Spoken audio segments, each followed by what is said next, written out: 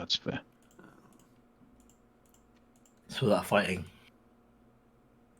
Yeah, Cormac insists that he didn't realise that it was supposed to be a bit of a friendly competition last week. I don't believe him. I thought it was his character's personality coming out. Yeah. Yeah. I guess the Kitsune just don't have friendly competitions. No.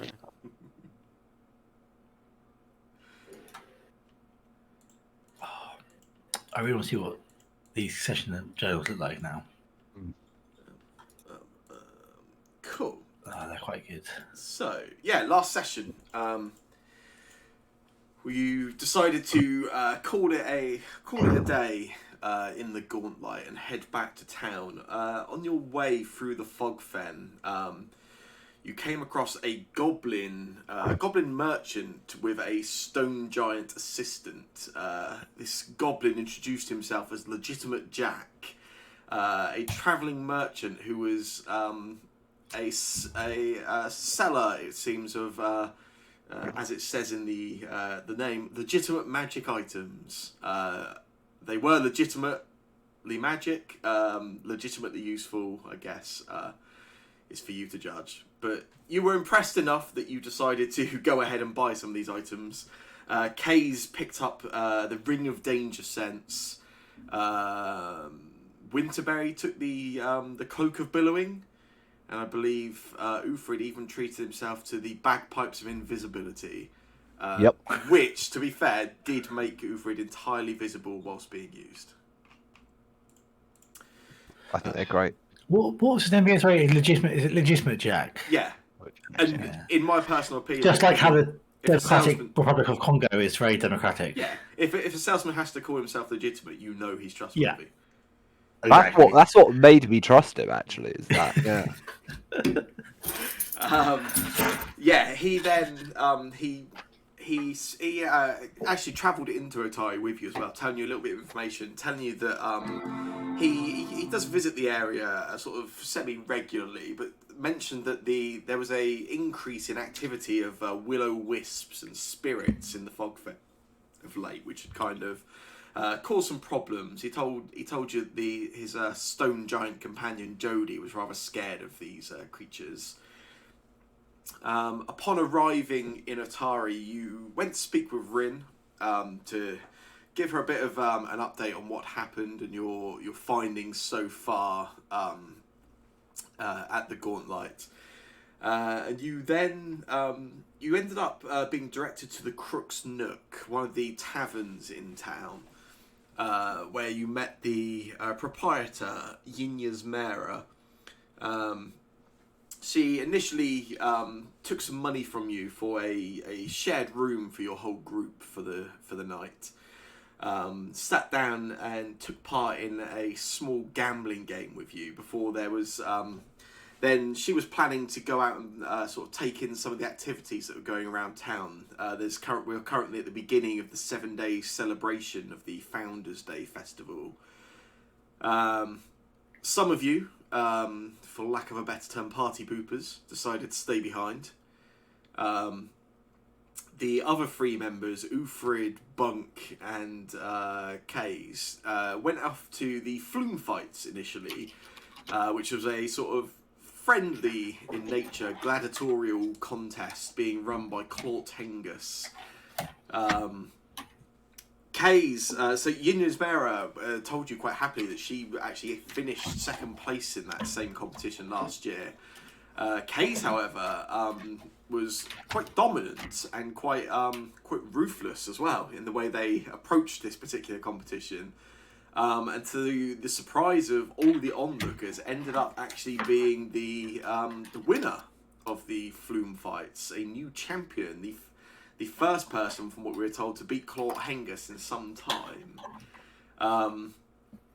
There was a little bit of tension between Claude and Kays, based on maybe not just the result, but how the result went down as well, and how Kays handled themselves during the encounter. But that's Kays' problem to deal with, apparently. Then headed back into the town itself, where in the central square there was some speeches going on for the mayoral elections coming up.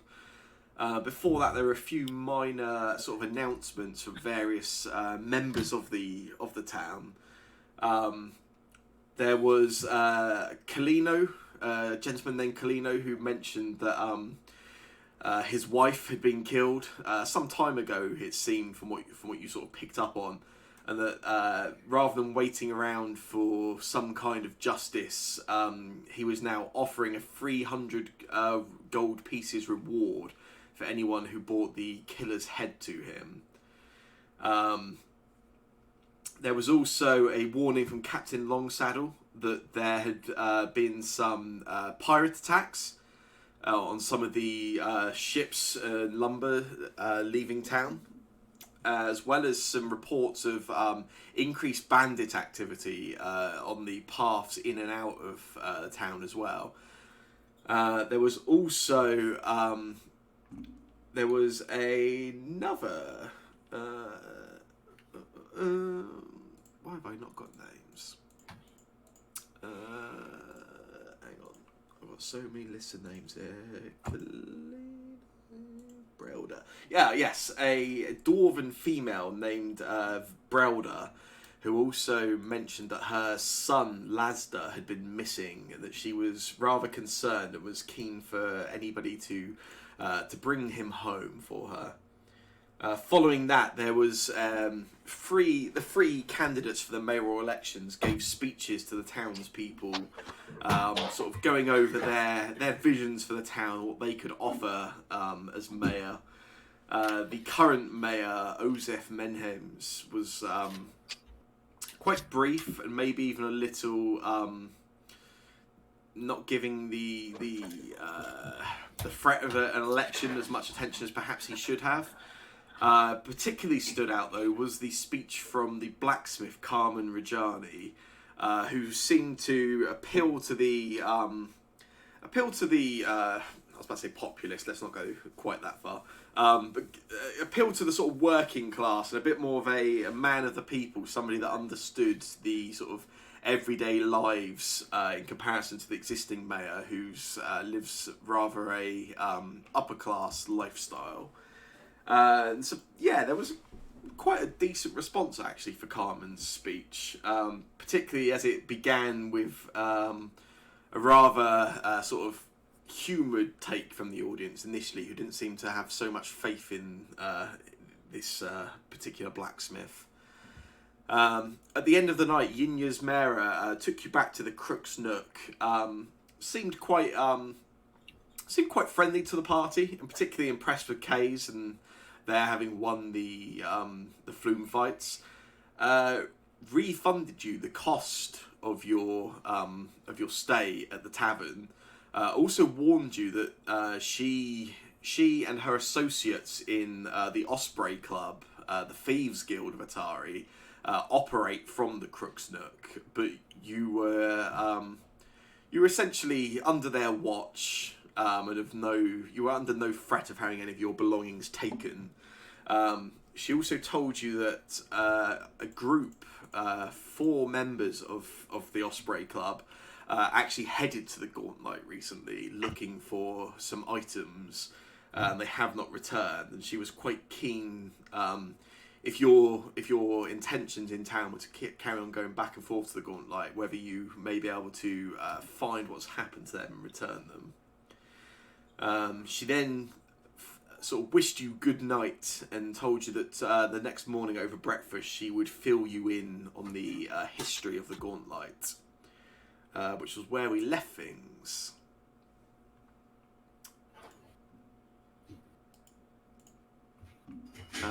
Yeah, so when we pick up the next morning, there we go, lovely. Yeah, so when we pick up the next morning, you each sort of make your way downstairs into the sort of main area of the tavern, where there's some breakfast laid on for yourself and some of the other guests that are staying at the tavern. Yinya's Mera sort of welcomes you all over as a group and sits you down. She starts off initially by she speaks of Winterberry and with Orin, and just asks how their evening was.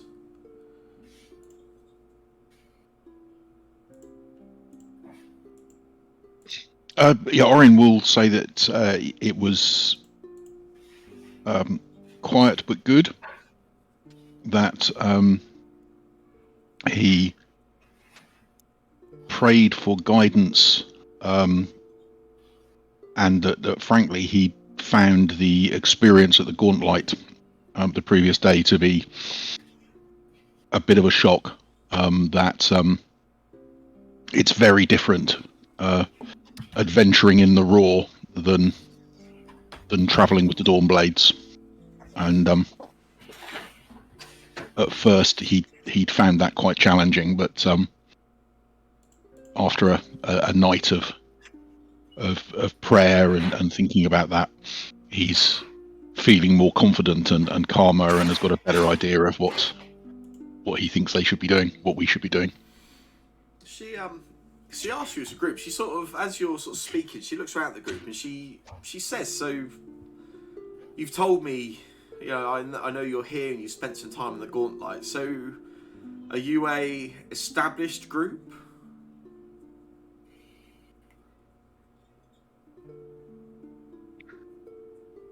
No, I don't think we're established. We, frankly, really hardly know each other, but it feels that we've perhaps been brought together. So what brings your shared attention to the Gauntlet? Your friends last night told me that you weren't there treasure hunting like so many of the others.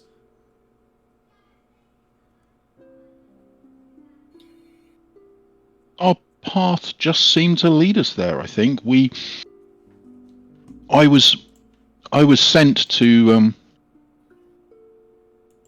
here to help Rin in some way, but it wasn't really clear how, and this seemed to be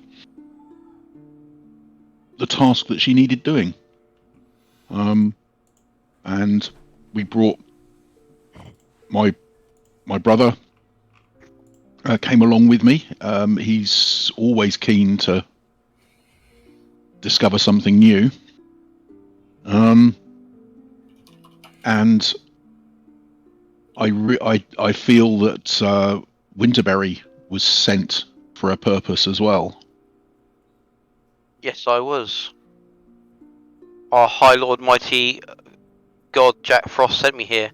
He was telling me what I had to do, but then he suddenly had to go off to test a fresh batch of hot chocolate, and he didn't return in time to tell me the rest of what I needed to do.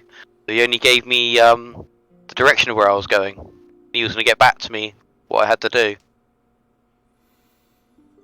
So none of you were told the history of the Gauntlet. Rin neglected to tell you what you were getting yourselves in for. She didn't tell us. She didn't tell us anything. Although, to be fair to her, we didn't ask. Rushing into things is something that some of us have been guilty of in the past. Lauren looks over at Bunk. Right, I look confused. Gauntlet predates even the town. This town is, I suppose you could call it an after effect or a symptom of Gauntlet's existence. The story goes that the Gauntlet was built by a woman named Belcora Haverfax. She was how would you say, reject of society. Her family were somewhat well-to-do, of some kind of importance, certainly money, based in Estrabrook, as the story goes, but through some misunderstanding, which I think has been lost over time, were ejected from the city, forced out. The understanding that what happened to her family, not very clear, but Belcora seemed to choose the Gauntlight, the swamp, as her home, and built the keep. The rumor has it. I mean, it's well known. There are levels below the surface.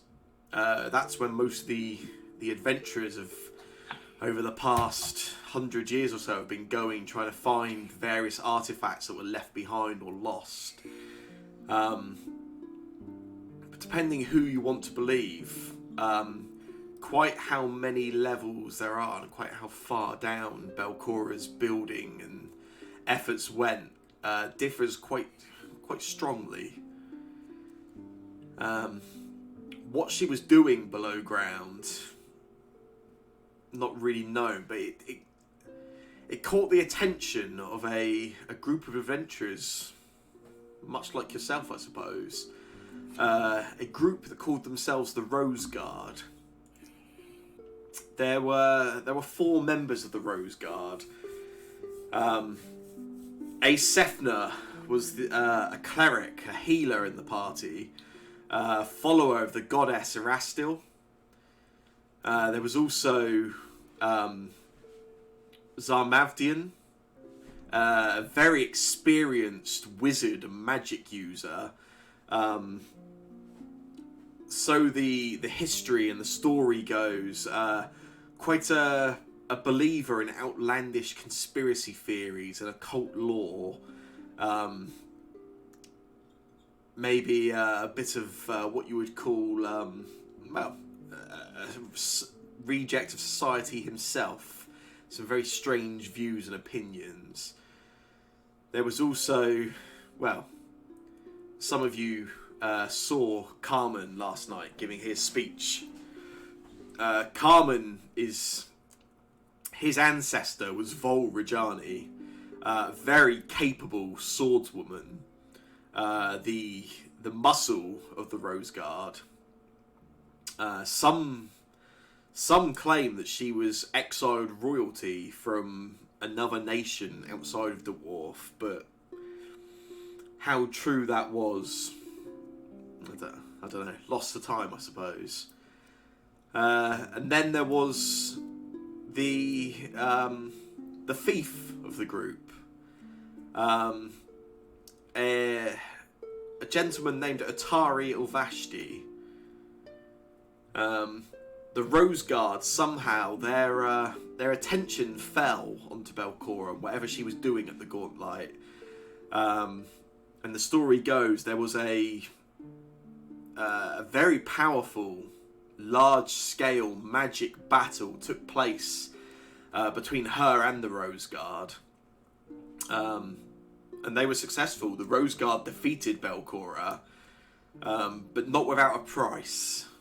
Otari was lost and killed in the battle with Belcora. The loss of their friend was enough to convince the Rose Guard that their job and their contribution was done. They decided to retire, and in memory of their friends, they founded this town where we are today. Hence its name, Otari, named after the lost member of their party. And the town was successful, flourished for some time as a predominantly a fishing village.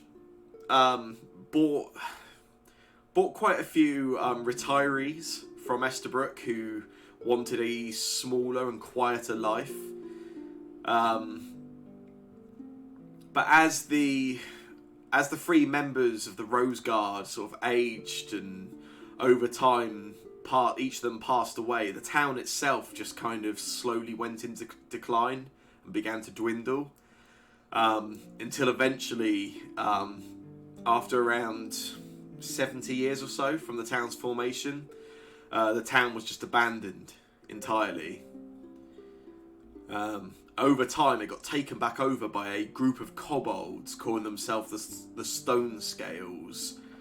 They were here for a period of about a decade or so, I think the story goes, until a group of benefactors kind of put the money into sending out some adventurers and trained hands to clear out the kobolds and reclaim the town, and to kind of, I suppose, restore it to its glory. And that's kind of how we find ourselves here now. The group returned, led actually by the granddaughter of Aesefana, the healer of the Rose Guard. She led a group which came back to clear the kobolds out and revitalise the town. It was reinvented as I suppose what it is now, a lumber town, taking advantage of the great forests nearby. The town went from strength to strength, and that's how it's been for the best part of 400 years now. And the Gauntlight has been a constant attraction to adventurers. Plenty have come and gone. Even in my time here, we've seen plenty come here determined that they were going to find that one magic item that had been missed by every other adventurer somewhere on the levels of the Gauntlight, but they all quickly either realise it's long been emptied, or that they just weren't capable of making it deep enough to find whatever treasure they were looking for. Which I suppose is kind of what made me curious of what particular treasures you were looking for. But you insist that's not your goal. Oh, I feel strongly that we have been sent here for a reason. Winterberry and myself, at least. You already told me that you've all been summoned here by Rin. Rin is Rin's well respected. Rin is well loved around town, but you've met her. She's eccentric. Rin won't come indoors in any of the taverns because she says she's scared of the corners of the walls. She's you've seen that open air tent she lives in and does business from. Apparently she has an extreme case of what you would call claustrophobia. Doesn't like to be in a kind of any enclosed space. She believes there is darkness in any corner. She's eccentric. She's been great for the town in the time she's been here. She's brought business to the town. She has a rather eccentric and exciting selection of items that she frequently has available for sale, but she has grown obsessed with the Gauntlight. The last few times I spoke to her, she kept insisting the Gauntlight was lit every night, which I can tell you now, no one else in town has ever seen the Gauntlight lit. Not in our lifetimes, not in our parents' lifetimes. The keep, the lighthouse, has not been lit for the best part of 500 years. Rin is, as a friend, I would say I'm concerned for Rin. If your purpose for being here is to chase shadows based off of the fears of an ill woman, then I would just be careful that the shadows you end up chasing aren't darker than you can handle. There's no darkness that Lathander can't shine a light on. Yeah, you say that now. Captain Lucia sent me here for a reason. She sent me to Rin for a reason. I can only think it's to help. My experience with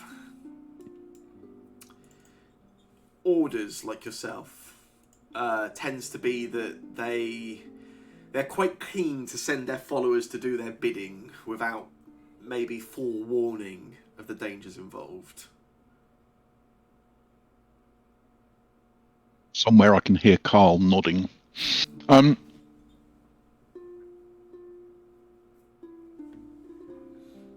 Don't worry, I think yesterday we perhaps stepped deeper into the river than we really intended, or that we were really expected. We know what's there now. We know what we're doing. We know to be careful, don't we, Bunk?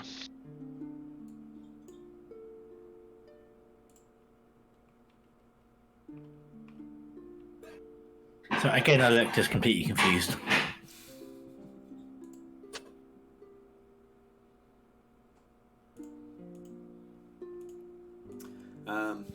She looks over at Kay's and she says, just as a friendly warning, I suppose. I don't know what happened with you and Claude last night, but Claude's genuinely a pretty nice guy. I don't know what you did to get that reaction from him, but I'd be careful. A retired killer is probably not something you want to get on the wrong side of.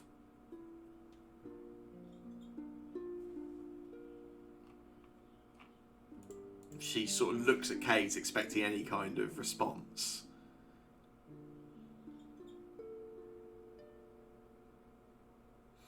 And she just shakes it. Oh. Go on. Case. Matt, go on. Sorry. Go on, Case. What are you gonna say? No, describe what Case is doing. Come on. Okay. Kay's just like kind of slightly lowers their head to show that they're sorry. Yeah. Orin sort of leans forward and obviously trying to change the subject a little bit. Just says, "Ma'am, forgive me.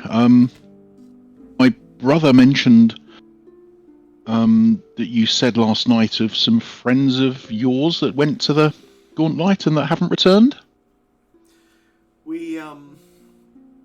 I imagine your friends filled you in on the finer details. The Crook's Nook is my business, my tavern, but I also lead a group who make our money in less more frowned upon ways, I suppose. The Osprey Club, we call ourselves. Some would call us thieves, but we're no cheap bandits. We don't jump people on the roadside. We don't break into people's homes. For the most part, we take an extra silver here or there out of the pockets of passers-by through town.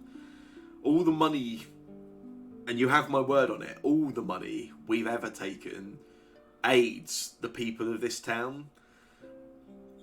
I said that this town has been thriving as a lumber town. And it has been, but that's slowing down. This world has been changing for some time. Like, the requirement for natural resources, for wood and lumber, slows every day as each nation better uses their own resources. The Austro Empire, with their lightning rail, able to move the resources around quicker than we could ever hope to deliver it to them. So many places now relying on stone and metal to build their homes and their houses. Lumber is a slowly dying trade, and that means when something becomes when there is an illness like that or a decline, it's those at the bottom that suffer first. And so the funds that we do gain from our activities go to helping those most in need around town. And occasionally that includes going out to look for items ourselves. We've spent time looking through the fog fen for items that may be of use to some of the various adventurers coming through here to aid in creating their various elixirs and potions. And occasionally we've even decided to go to the Gauntlet ourselves, see what we could find. The last group that headed there, 4 of them, they've been gone for getting on for a week now. All 4 of them they've all visited the Gauntlet before, so they know the layout, they know what they were expecting. The fact that they haven't returned, it's really concerning.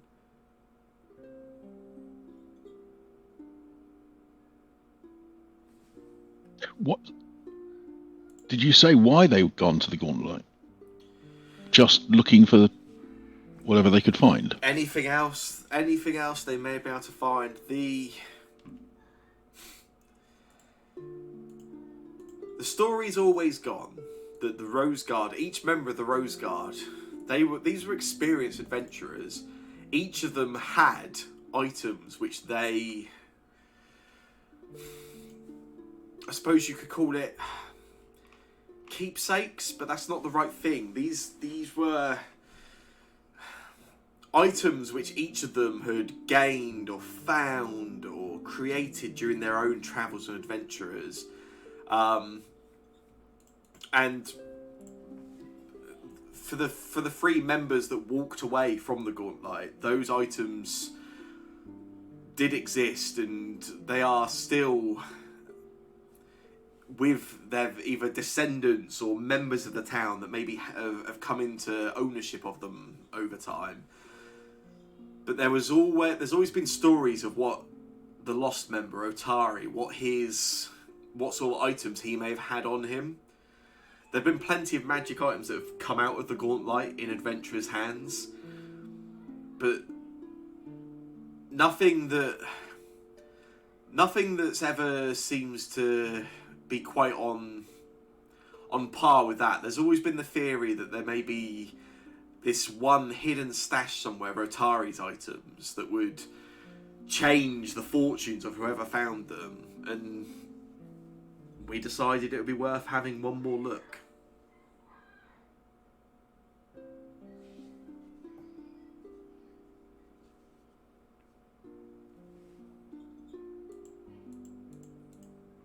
I suppose that was what I was maybe suspicious you may have been looking for as well.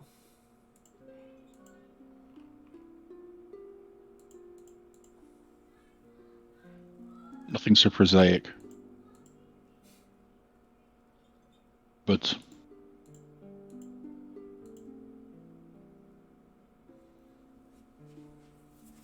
we can certainly look for your colleagues, perhaps find some clue as to what happened to them. Can you describe them? Yeah, there was 4 of them. 3 of them were dwarves. The last was a human. As I say, none of them were inexperienced. They've all been to the Gauntlet handfuls of times, easily.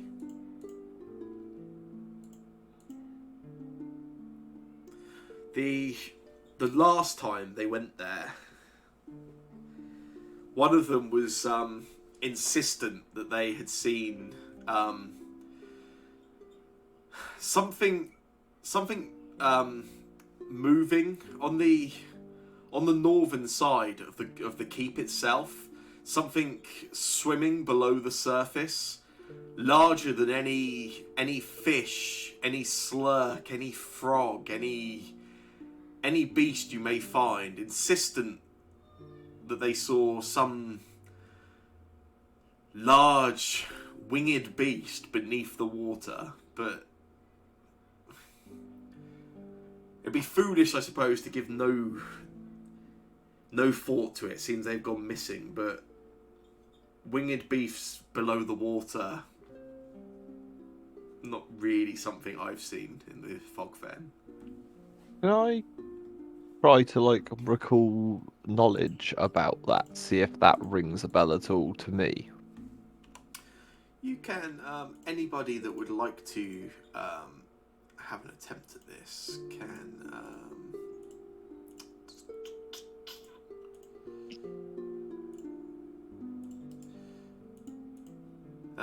Any of you can make anyone that wants to have a go can make a nature check for me, just to see if this kind of springs Okay. anything in particular for you. I Not like guess. Oh, I'm so good at nature. Me too. A nature. private GM role. No, this can just be a public roll. Oh, Just that's right a- then, because Just I a rolled nature decent. check. I'm not nature. Oh no. Ooh. Shane's self-rolled his. Oh yeah, you might have to roll again. No, we should start. Unless We should all start doing that. Because I'm sure mine. We just tell him. Well, that's what Sam does anyway, isn't it? He just makes dice roll and tells us. I don't think Sam Right. Ross has just got to listen. He's off every time he wants the need to attack. It's just yeah. Dice roll. Nice. Yeah, of Bunk or K's, I assume neither of you are going for this, or... Oh, sorry, Bunk did. Who am I missing? Oh, K's and Winterberry. Yeah. I did do a roll, but it was awful, so I was just going to keep that roll. Rolled a Okay. 3. Oh, that's fine, that's fine. Oh, did you not see my roll? No. You Oh, I haven't still have it rolled. on the... So, oh, hold on. Anyway, and I'll see what other results come in. For the time being, Tunk. This. I mean, this is a pretty vague description. We're talking about, all you guys have got to go on is the idea of a winged creature beneath the water's surface. What But dragon? it does. The only thing that springs to mind, really particularly, would be like a river drake or something like that. A sort of essentially a small water-based dragon. Yeah. Would fit the description, but it's not enough. Even with a good roll like you guys, certainly not enough to say, "Hey, this is the only thing this could be." But Yeah. that could be a possibility. Swamp-based, winged creature beneath the surface. Not impossible. I know who we should ask. We should ask the Midflits. No, we should get Rin to do a card reading. She'll know. Oh, I'm not so sure about that. No, me neither.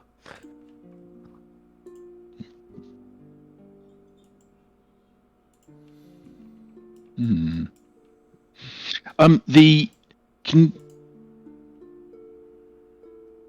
I'll ask Yin a little bit more about the specifically the human Mhm. that of the group. What I'm trying to establish is, could that be dead person we found in the room, the person whose rapier Uthred is currently wielding? So the body you found in in that chapel, if it had been there for only four or 5 days, like this group has been missing for, it had severely decomposed extremely quickly. Oh, that's cool. Um, Excellent. That's okay. Looked like that body you found had been there for some time. Right. If it is there's some nonsense going on. Yeah. No, that's fine. Good. In that case, I need to tell her about it. You feel fine about the rapier now. Yeah.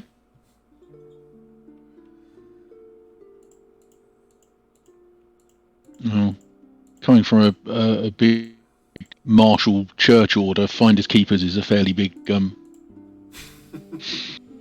that we believe in. We just don't put it like that.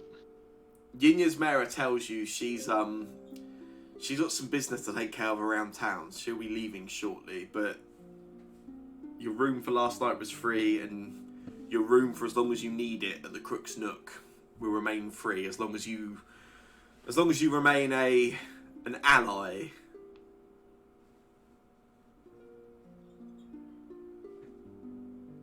I think we can do that. The Osprey Club.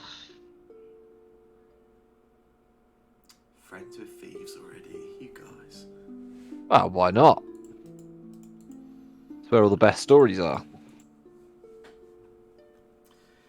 Which I guess at the beginning of a new day, whatever you guys, what your plans? What do you guys want to do for the day? I think did we do everyone's daily preparations? I think maybe I did left everything mine, except so- for- Oh yeah, we just didn't do Winterberry's. I decided to do Minecrafting, so I knew what I was doing at the start of the session. Cool. Cool.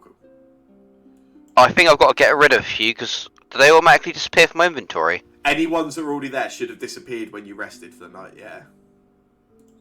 They have. Yeah. Anything you've got that's temporary will disappear when you take a night's rest.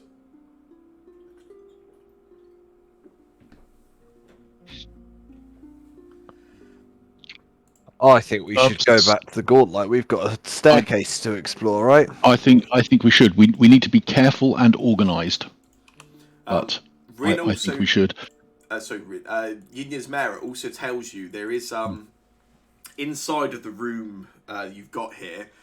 There is a lockable storage cupboard, which is essentially your party stash sheet. So anything you want to stash, you certainly can do. It is lockable. It's in a tavern run by the Thieves Guild. It will be fine. Yeah. Yeah, Well, I'm sure it I guess will be. maybe we either put it there now or it ends up there when they steal it from us later.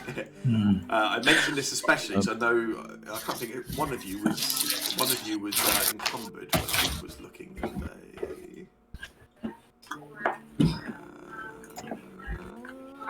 Bunk is Oh, I currently thought I got encumbered. Well, am I? You are. What on earth It's am I your out of? alchemist kit, isn't it? That's so. Is that not the thing that's so heavy? I don't know. I'll have a look. 1 second.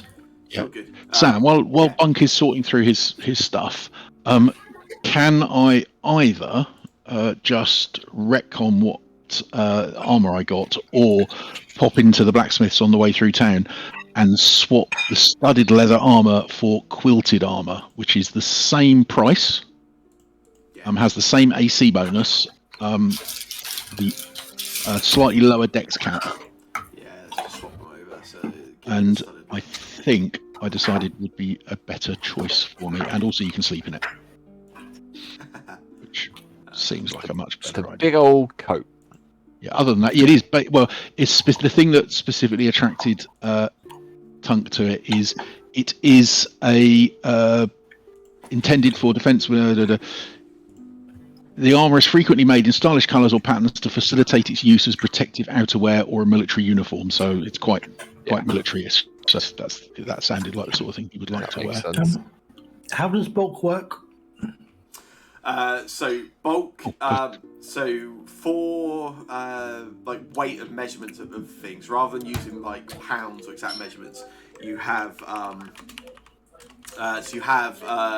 light, bulk, and heavy or large of that. Essentially, 10 small items add up to 1 bulk. Right. Each of you will have a max of what you can carry and the amount you can have before you're encumbered. So if you can carry up to 5 before you're encumbered. Let me just double check. Yeah, I think I can carry. Yeah, I so can carry 7. 10 How do I tell what I'm- light items equal 1 bulk. Am I right in saying my bulk is currently 3? Sam, can you? Yes, yeah. So yeah, you're currently carrying 3 bulk and 6 light items. That's fine. Did we buy that bag of holding? You Or whatever did. it's called in this game. You Oh, shit. We didn't know. you refrained. Okay. So, Well, I can only imagine it would be A bag of holding. crappy. Okay, how do I use this thing? This chest. I want to put a bunch of shit in it. I've got loads of shit I'm carrying around. You can press P, which will bring up the party sheet, and then there's a stash tab on there. You can just move stuff from your character sheet to there if you want. You might have to Stash. argue about whose is what, I don't know. But I assume you trust each other on there, hopefully. Well, I mean, this is all like crap. So. I don't know. I don't know why what I'm carrying is so heavy. 1, 2, 3, 4. I don't think my character is right. Sling bullets. You're carrying a lot of sling bullets. But is that 3 encumber 3 weight 3 bulk plus 8 light? Is that what Yeah, that's I'm just going to double check that's right for the sling bullets fine. quick. That is what's on there by default, so I assume it's right, but I'm just going to double check. Oh yeah, we can see bulk 7, bulk 1, bulk 3, bulk 4, bulk 5. Is ammo supposed to be that bulky? Let me have a look. Were we gonna sell the Wand of Heal and buy some runes? I think that was the plan. Yeah. Let's have a quick look. So.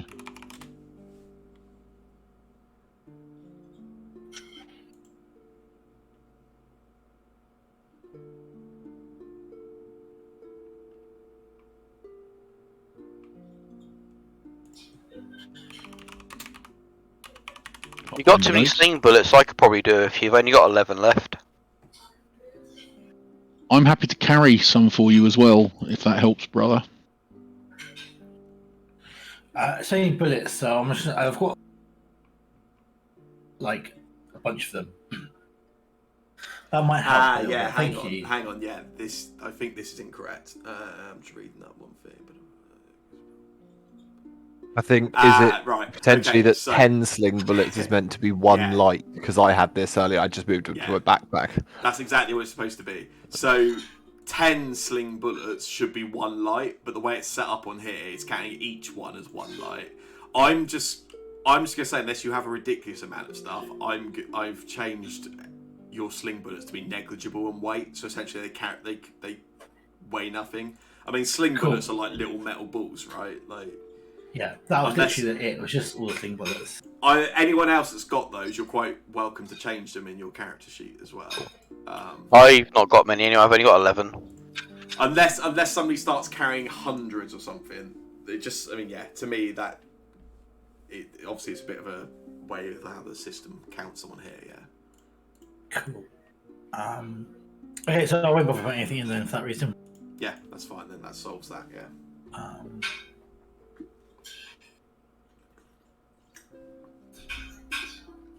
Cool. I'm not sure if you remember. Oh, the other thing I was going to throw out quick as well, think about it. Obviously, you've each got a backpack. Backpacks can carry up to 4 bulk, but they only count as 2 bulk on you. So, Oh, nice. essentially, carrying a backpack immediately takes up 2 of the bulk you're carrying, but it gives you an extra 4.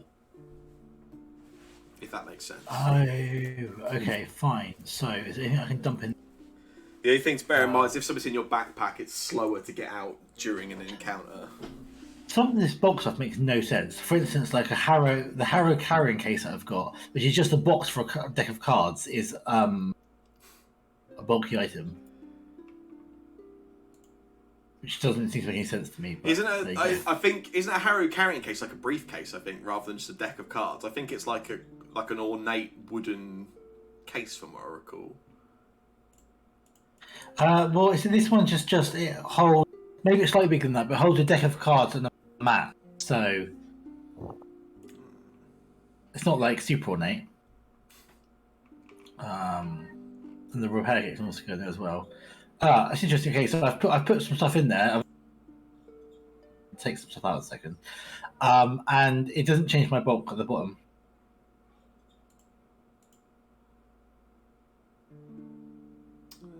Interesting. I'll look into it.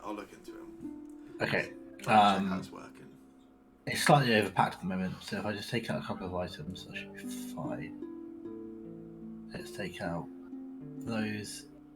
So, because that should really be on me. And then, that doesn't work. Wait a second. Oh yeah, that's fine.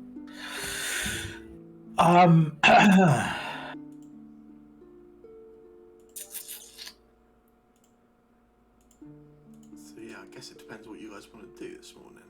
Well, so I've got something I need to do. Oh yeah. Which is that I didn't actually finish my preparations for a reason. I said I was leave it till today. I don't know if you remember, Phil. I did ask you to remind me, but I think Yeah, no, it's on the list of things. I've been waiting. Yes, you've got something to give me.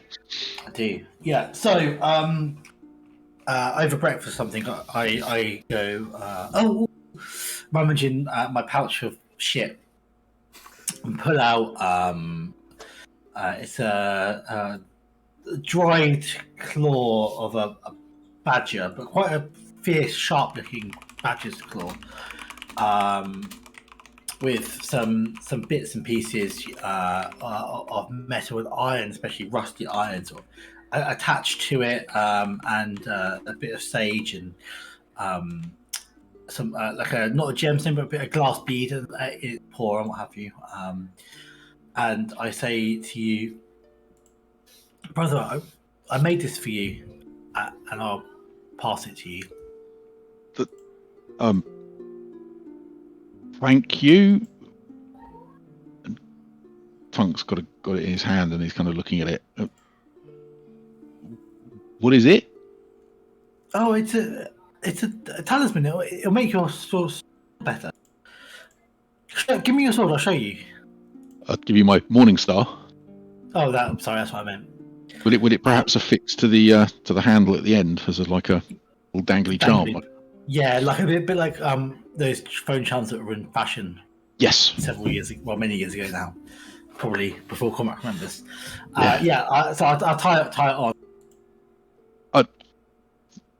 Thank you, brother. I'm touched. When you want to, you can think real hard, and the talisman will help you do some extra damage. In particular, you will when you crit. You critically have to crit. I have to crit. That's a shame. You have to crit with the weapon. You gain the triggering attack gains the weapon's critical specialization. I don't know what that does. What does that do, Sam? There are a lot of weapons will have critical specialization effects, which basically are things that they do only when you crit hit with them. A lot of the time, to get stuff like that, you essentially you guys have to unlock them when you get to certain levels. You'll be able to start using critical specialization effects on weapons. But this is you just get this whenever you. Oh yes, I misread that. You get it. Yeah, so you get it when you crit succeed, even if you don't currently have access to do that. Yeah. What does a Morningstar have a critical specialization? I think so. I'm just looking. But even if it doesn't, I don't know that Funk would say, because it's a simple weapon. Whether that is actually involved, or actually none of these. I'm sure the short sword did, or the rapier. The rapiers do. Let's look at rapiers.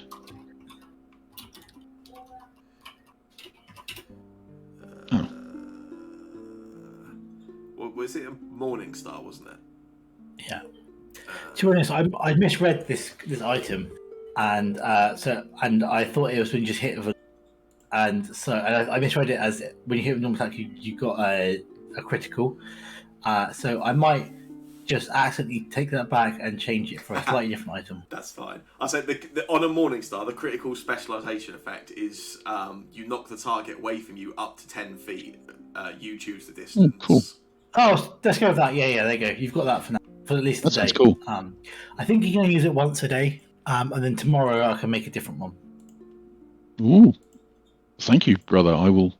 You may or may not get the next one, depending on how nice you want to move today. Always. Hot and cold, that's always the thing. There you go. Yeah, I'm hot and you're cold.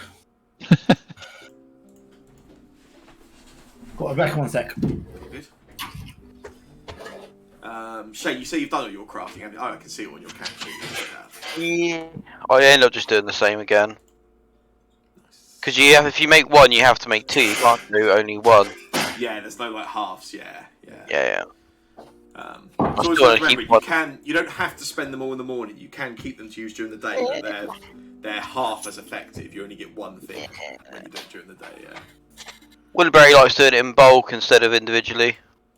He's a bulk man. He's a bulk plant. There's a lot more elixirs of life around now, though. It's true.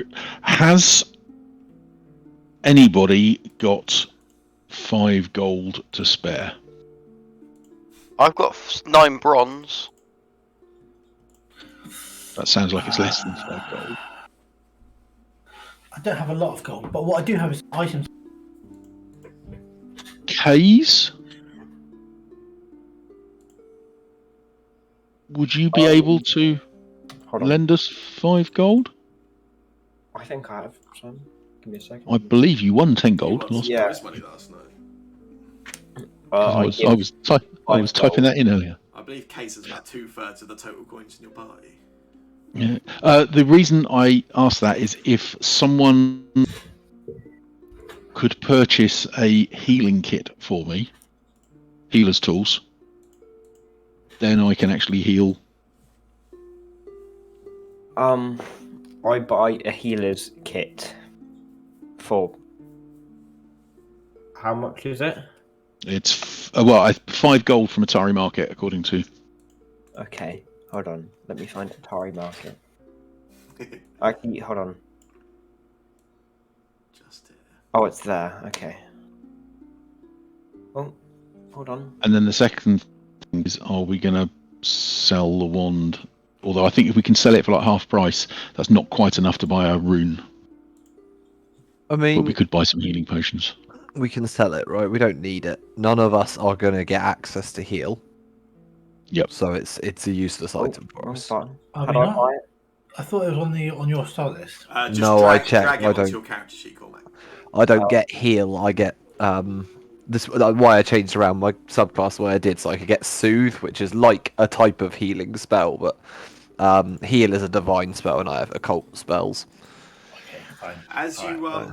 as a group, as you are sort of in the market, so Case can go and buy a healer's tools. You recognise there's a number of sort of stalls around the market. There is one particular seller, a human, who is kind of stands out from the crowd a little as he's a little bit louder and talking. And the three of you that were at the speeches last night recognise this is the gentleman who put out the 300 gold piece bounty Oh, for his wife's killer. How do I give stuff again? This fine gentleman here. Drag it. You could either drag it from your sheet to their token, which I guess we don't have it, or you could drag it from your sheet to the party sheet, and then Phil can drag it from there to his sheet. Yeah. Yes. That will work. Okay. Hold on. How do I open the party sheet? I kind of forgot. Press P. Press P. P Oh. to open the party sheet. C to open the character sheet. Unless you're J Oh. to in there to open the sheet. Sorry, Jake. There you go. wait, what? Sorry, I was being personally rude, and that's me. Are you being horrible? There's just no need for it. C for Jake opens the cool guy sheet.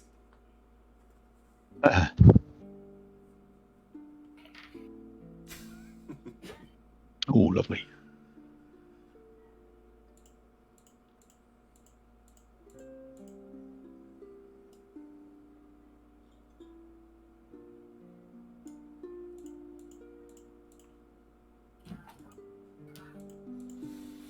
Yeah, what would you like to do?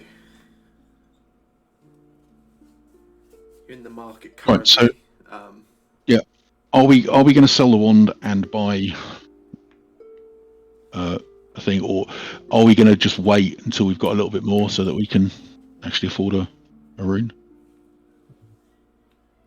Or we could buy some. I mean, healing potions are 12 GP according to the price list in Rins, so we could buy 2 lesser healing potions, or The wand pretty much gives you enough money for a weapon rune if that's what you're after. I was going to say Yeah, it's gets us 35 close. for a potency rune, isn't yeah, it? yeah. But I don't know whether is that worth it, or is it healing better, or should we not? +1's not bad. Um, On K's,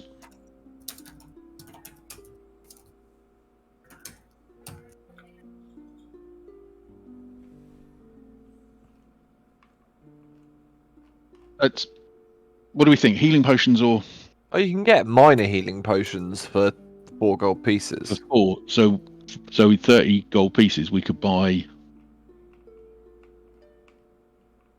6, 7. Which hasn't got 7, but is that? But have we got enough healing? Would a weapon be better? The weapon carries through for the rest of the game.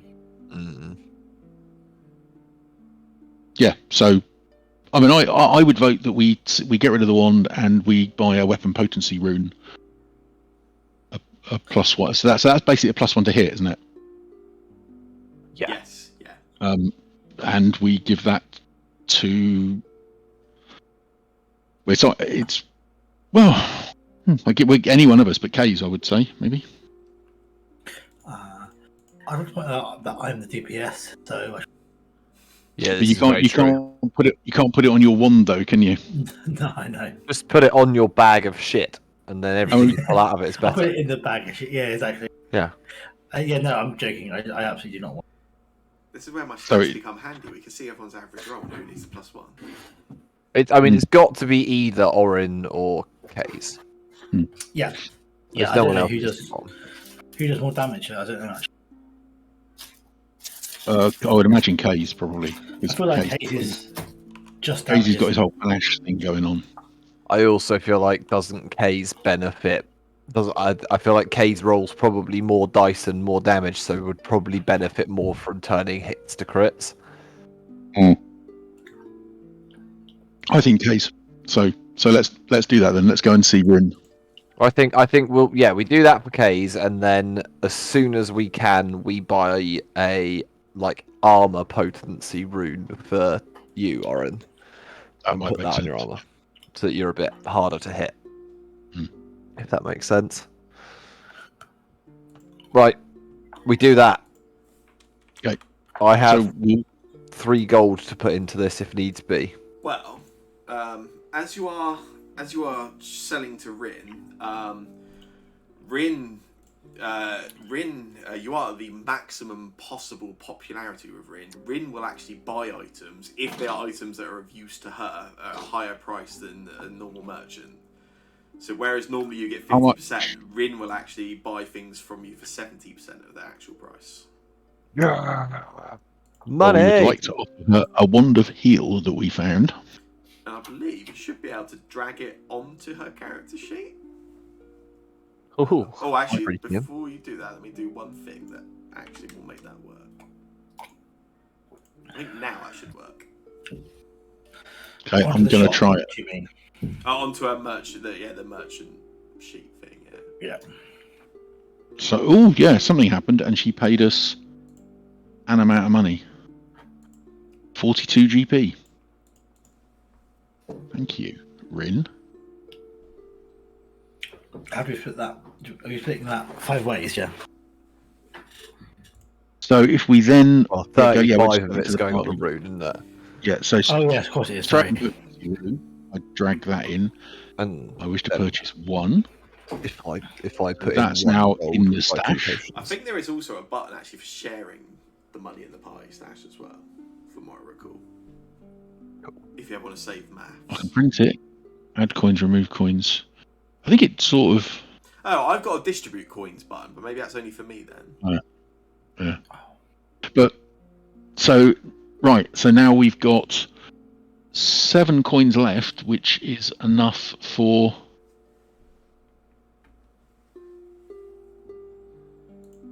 It's 1 healing potion. I will pass you a gold, and then you can get a second Chuck one. it. Chuck it into the. If you chuck it into the stash, Is that a thing I can do? I think you probably feels like you ought to be able to. You would think, wouldn't you? That would involve me working out how to do this, though. Drag Yes. your gold pieces. Gold Oh yeah. money shows No, it in 2 doesn't. places in your character sheet. You have a list at the top, and it also. Oh yeah, has an and you have it individual- as a treasure. Yeah. I mean, I'll be honest.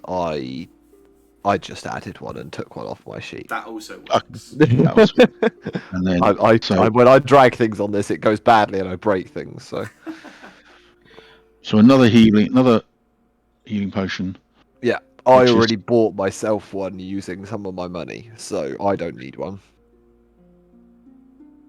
Well, I will I've take one. I've got a couple of bits and pieces that I can sell. So in terms of cash. So Rin won't buy everything, but if it's Oh. things that she wants, then it's better to sell to her than other places. Yeah. It's a gold tooth and a silver ring. Oh, a gold tooth she will certainly buy a few, but the silver ring is not of interest to her. Silver ring's more expensive. Damn. She's got some strange tastes. Ooh, That's fine. 2.9. Why just rip out one of my teeth? Will she buy it? You can try, Ufrid. I Well, reckon she I would. ask if would you buy one of my teeth? Not something she's looking to purchase right now, but come back later maybe. Maybe if I become a folk hero, then you'd be interested. Exactly. I'd like to point out that 2.9 gold pieces, 2.13 gold pieces in my pocket. So I had no money beforehand. So just give me a little bit of pocket money. Okay. How much is a potion of healing? They were 4. Here. Yeah, so I can't even afford one of those even now. I think Well, we've got a couple. K's. There is a weapon potency rune in the stash that you should drag onto your character sheet and then apply to your weapon of choice. Talking about, how do I send this Predator's Claw to Tunk? Is it an item? Yes. Drop it into the stash, and then I can drag it out of there. There's probably a quicker way, but that seems to work. How do I So to actually apply the weapon potency rune, Cormac, Yeah. on your outdoor and your dueling sword, I assume that's the weapon you're putting it on. Yeah. If you click the edit item button, which is like a little pencil icon, Oh yeah. then click on details, Yeah. and then under potency rune, you can just select potency rune, weapon potency +1. There we go. There you go. You now have a magical outdoory dueling sword +1. Yeah. Yay! Right, Predator's Claw is now there, ready for someone. I've One person to dragged it across. Gone somewhere. So how do I attach that to a weapon? There's a use button. So if I click use, will it? Well, use that because I think you can just say that it's Yeah, I don't think it More actually than has sorry. any mechanical effect on the system, but once you decide to use it up, you click use, yeah. Okay, cool. I was gonna say talismans are one use only, right? They are. Yeah. Yeah. Okay, well, you are a little bit better equipped, and you've got plenty of healing options. And 2 +1 weapons in the party now, so that's a good start. Now we should head back into Gauntlet Keep, I think. I think so. Yeah, I think we head back to the Gauntlet. music to my ears, brother. Oh, you music? Oh, I can do music. Oh, it's figure of speech. Oh, You want to head back to the Gauntlet, yeah? Question: Does Rin give Uthrid worse prices than the rest of the party? I assume so. I think she's fine on that front for now. We'll see how much Ufri defends her over time, I guess. Don't patronise me. I know the answer. So yeah, you guys make your way back over to the gauntlet. It takes you 20 minutes of travel to get there. As we go over, Orin is going to say that we were very lucky yesterday. We need to be more careful. We need to be more considered. That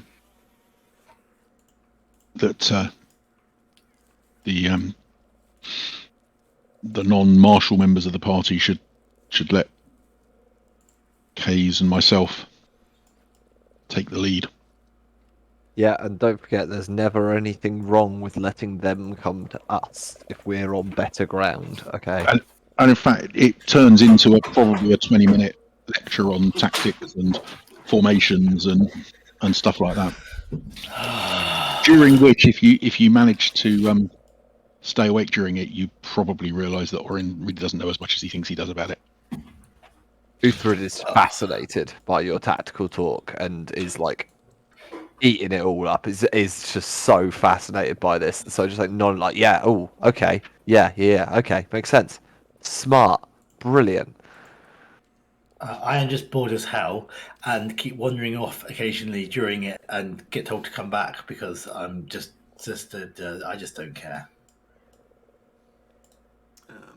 Yeah, I suppose on your return, you're just where I left you previously.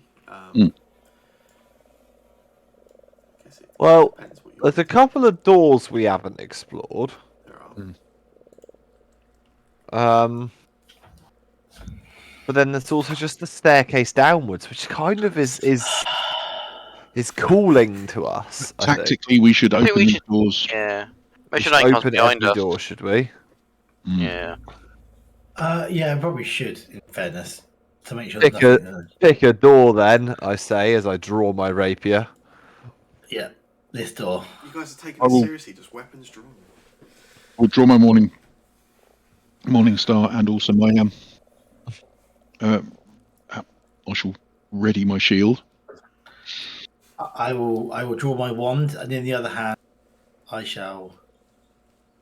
Well, I don't say I put a sling in it, but then it's quite. Can I preload a sling with a book? Yeah, that's fine. Yeah.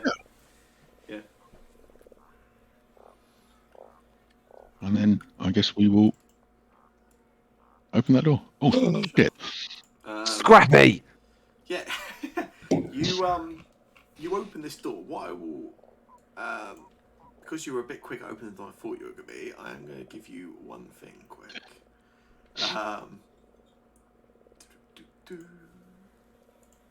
Oh, that's fine. That's cool. I just wanted to make a quick couple of secret rolls that you were quicker than me on making, but it's not going to make any difference. That's fine. Yeah, so you open the door, and as you open it, you didn't hear it from the other side, but as you open the door, you can now hear this sort of like high-pitched sort of, not screams, but like there's like some squeals and shrieks. You see up in the centre of this room, up ahead of you, there's actually what looks to be like a sinkhole almost. You can see there is a hole that drops down, looks like about 10 feet or so. You can see a few mitflits messing around inside of the hole itself. They're sort of digging around in like some rubble and dirt that's down there. You can see the hole itself is kind of like it's filled with like a mix of like mud. There's rubble.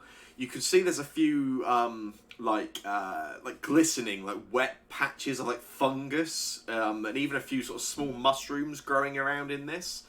Around the room itself, on the walls, you can see what look to be evidence of like damage. There's like burn scars and what almost looks like acid scorch marks around the walls. But it looks like these aren't like signs of like a recent event. This looks like to be honest, the marks themselves look like they are possibly centuries old. But for something to have left some kind of like damage, burn, and acid scorches over that period of time would have to be in quite a very strong magical event taking place. The Mitflits you can see, they appear quite busy amongst themselves. They don't seem to notice your arrival in any way, as they just carry on sort of walking around, sort of almost just picking at the ground and just going amongst about their business. Do I see Scrappy?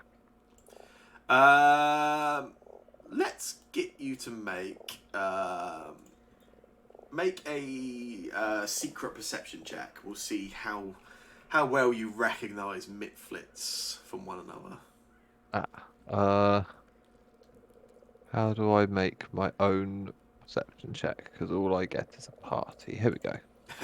Perception.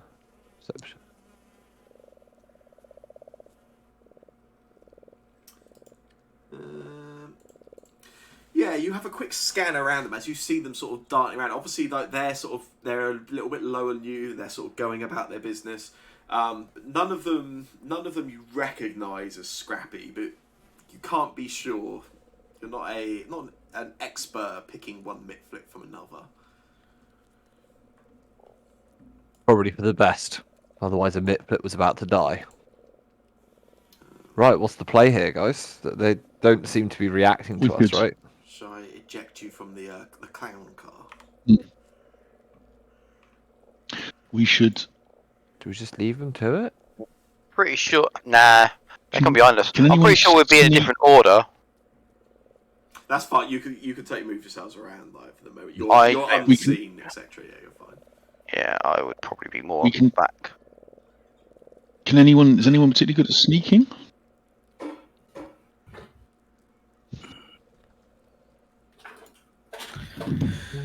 Is anyone at all good at sneaking? I mean, I'm the whole like +1 good at sneaking. So I mean, I think I've got like +6 or something. Yeah. I can't remember how I see the thing that says about it. One way is the action macro thing. I think tells you what you're the best at. Right, but that's not like a sneak. I'm +5. Yeah, and then the other one is the party one. Also has at least some of those on there, and yeah, it looks like it pays. Although Bunk is also very good. So I got a +4 as well. why don't you, Kays? Why don't you sneak in and just see what else, what's round the corner, and try and tell what's going on.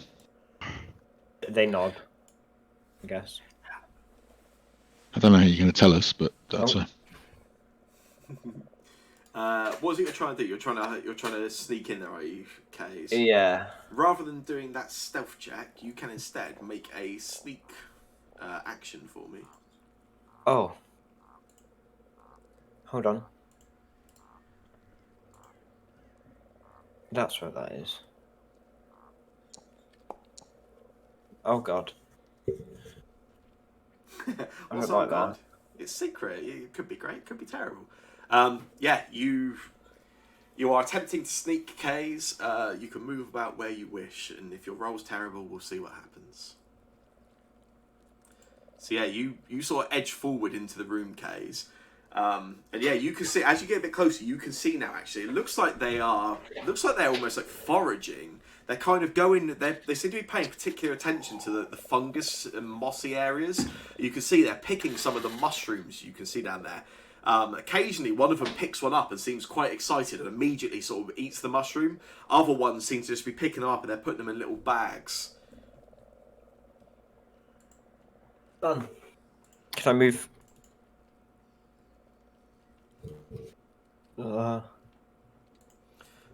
You don't see, as you come in and get a clearer look around the corner of the rest of the room, you don't see anything else of note. There's no other creatures you can see in there. Looks like it's just the 4 Mitflits down in that sort of sinkhole currently. Okay. That's fine for me. I think. Was I only supposed to be checking out this room? So Okay. Hold on. I need to figure out how to say this. Hayes makes a. How tall are Niflets? What to you, or in comparison to the rest of the party? To me. They stand about 2 feet tall. Okay. Hayes tries to make an estimated height of a Niflet, right? And then puts up 4 fingers. And then, is it a hole they're in? Yeah. Okay. Everyone can see the holes. You're right on that front. Okay. Yeah. Yeah. You chose this character, Cormac. Yeah, I know. And then, can I point out the door? There's a door. Yeah, so you can see one door on the north side of the room, and then there's a double door down to the sort of southeast of the room. Yeah, both closed. The double doors and the single door. that double door's got to be. Do you reckon that's where Boss Scraggs, whatever, Skull Smasher, Strong, I don't know, I can't remember his name, is? You know where he is. You went there previously. Hmm. What do you think? Do we do we take these guys on now, or do we perhaps tell them to take us to Boss Strong and interrogate him?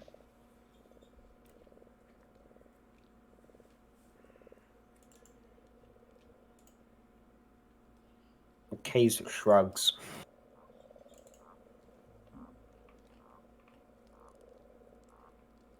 What do you think, Winterberry? I think we take him out now. They tried to trap us in with a scorpion. Mhm. And those ghosts, they sent us into those ghosts as well. I think we could ask them to surrender. They definitely didn't send you through with the ghosts. Let's be fair. They did not send us in with the ghosts. I don't think they knew about the ghosts. They might not. They'll say We next didn't know they knew. We didn't know they didn't know. They could have known and sent us that way. They are evil and tried to kill us. Yeah. They had so much faith in Bunk finding that secret door. Oh, I did forget the secret door. So we can either launch an attack on them, or we could go in and we could order them to surrender. Launch an attack.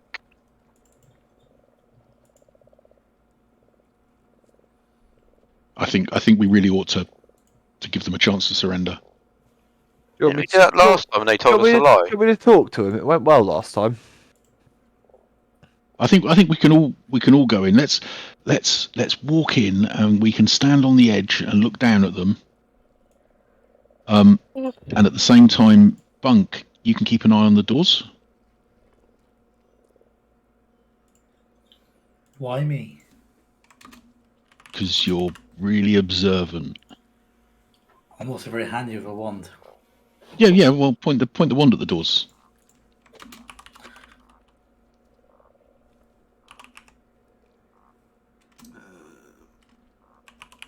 I don't want to.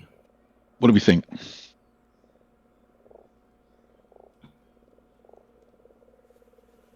Tunk kind of looks around and goes, right, let's go. Steps up to the edge. Hail, great creatures, your leader is here. Is that the speech you're giving, Fred? You imagine. Yeah, you guys sort of step up, and they seem really sort of, like I say, they're sort of 10 feet down in the sinkhole, very excited by the sort of mushroom foraging they're doing. They seem unaware of you entirely still. Is there any obvious way up and down Is it just climbing up the walls, or is there? You can is there maybe see in some of the mud, there's like some marks where it looks like they've sort of climbed up or slowly lowered themselves down. Looks like you could certainly have a go at doing it yourselves, but there would be some sort of check involved in doing so. That doesn't seem like a good idea. Well, should we get their attention? Yeah, why not? Okay. Tunk will pull himself up to his full almost 3 feet, and then bang the shield on the ground once, the steel shield. It's quite loud. Bang. Attention, Mitflits. We're here to see your leader. All 4 of them turn around quite quickly. You see they sort of turn around. There's a bit of a mix of like surprise, shock, even maybe a little bit of awe from one of them as he sort of looks up at you, stood up there. You are a mighty creature standing at 3 feet. You tower over a Mitflit. And one of them calls out quite quickly and goes, they must be the same intruders! Stay where you are. Don't move. Tunk, if you target any one of the Mitflits of your choice, if you want to make a coerce action for me, should be under your exploration activities on the basic actions, if that helps. That one, exploration. Oh, so it is. Yep. Oh, it now says active. I clicked it. Oh, and it says active. I'll click that side.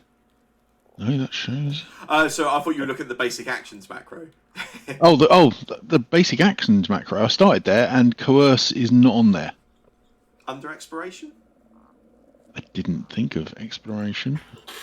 Oh, I didn't even know there was a button for that. Got it. Change it to public role, private GM role. Coerce is. Oh, let me double check quick. Yeah, it's public apparently. Yeah, you're fine. Yeah, it defaulted to self. There we go. Ah. Well. Hey.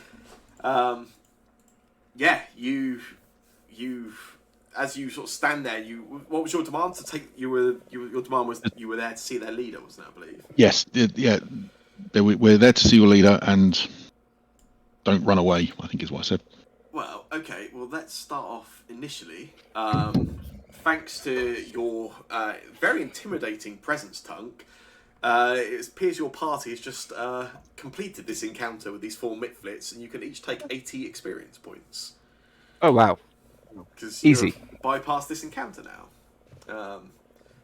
Just as a heads up, in case it influences any future decisions, as soon as you deal with an encounter, you get the XP for it.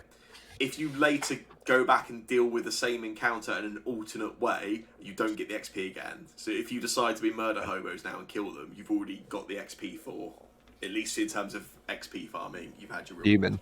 That's fair. Yeah, you see one of them calls out actually straight away. So almost calls out to one of his companions and says, "They're the same ones that killed the maggot and the others. They let one go though. They were at least somewhat friendly." Where is your boss? And where's my experience points? Is there a button? Manually added them. Yeah, so it only gives them should be at nicely 460 if you finished a fight. So. Oh, okay. Was it 80? Should be at 460, if I remember right. 470, I think. Is it 470? I'm 390. 470, yeah. Yeah. Oh, 390 plus 8 plus 80. I lost 10 experience points somewhere along the way then. That's all right. Cormac's nice. got 270, so. Are you keeping track of this, Sam, by the way? XP? Yeah. I am, yes. Yeah. So we on 470? 470 is correct, yeah. This is kind of why I like milestone leveling. Although there's no reason why you can't do milestone leveling to us, but just keep track of the XP behind the scenes or something. Yeah. I don't know. I feel like we're going to miss it, and then at some point there on the line, everyone's going to have different XP numbers. If I've got the number if everything goes ever horrific. Cool. Yeah. All right, awesome. Yeah, so Cage, you are no longer stealthing, obviously, because your party is all shouting out. Unless you're hiding somehow. Nah. That's cool. Yeah, and one of the Mitflits immediately he points down to that door to the southeast. He says, "Boss Strong down there. He already been warned about you, though. We know you're vicious killers." Well, perhaps this time they won't be so foolish as to attack us. Shall we, Just want to leave these guys. That That sounds like I'm talking into killing them, but that's not quite what I meant. What I meant was you moving on.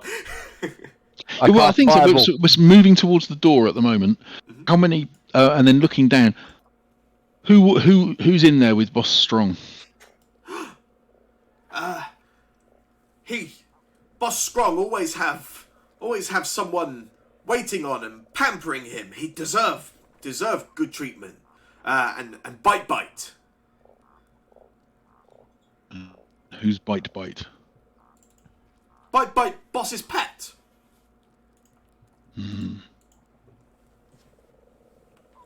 How big is Bite? Compared to us, not compared to you. Pretty much the same.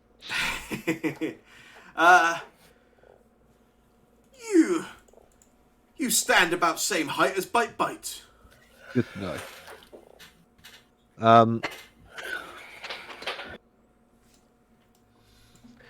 The last of your friends we were merciful to tried to stab us in the back and have us killed. He was no. He was most scared of you. You attacked him, but you showed him mercy. He was scared. He told Boss Strong of your mercy. Well, because of our mercy, we were directed to somewhere where we were facing something we weren't supposed to, and we thought we were going to talk to your boss. You scared him.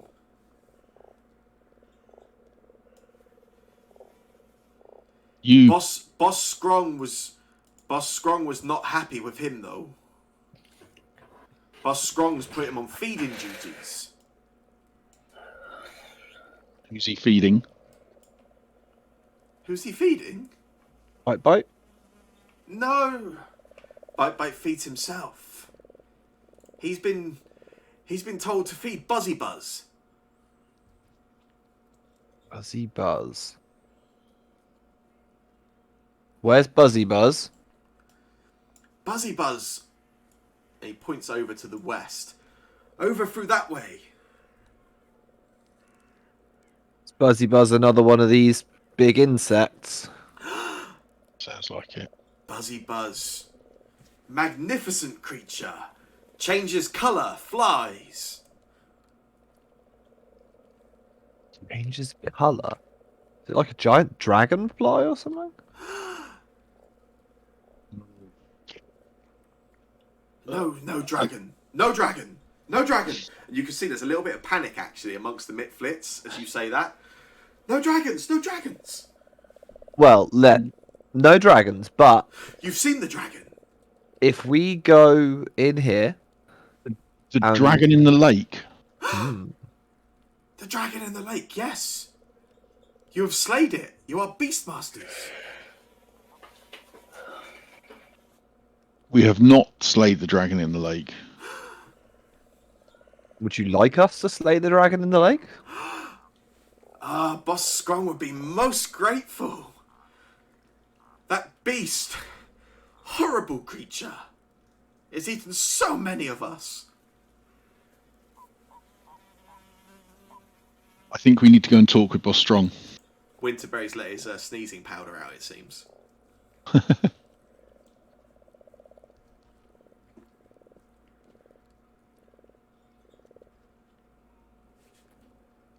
Can we walk to these doors or not? Yeah. There's just enough sort of paving still there that you can get to those doors down there. That's not a problem.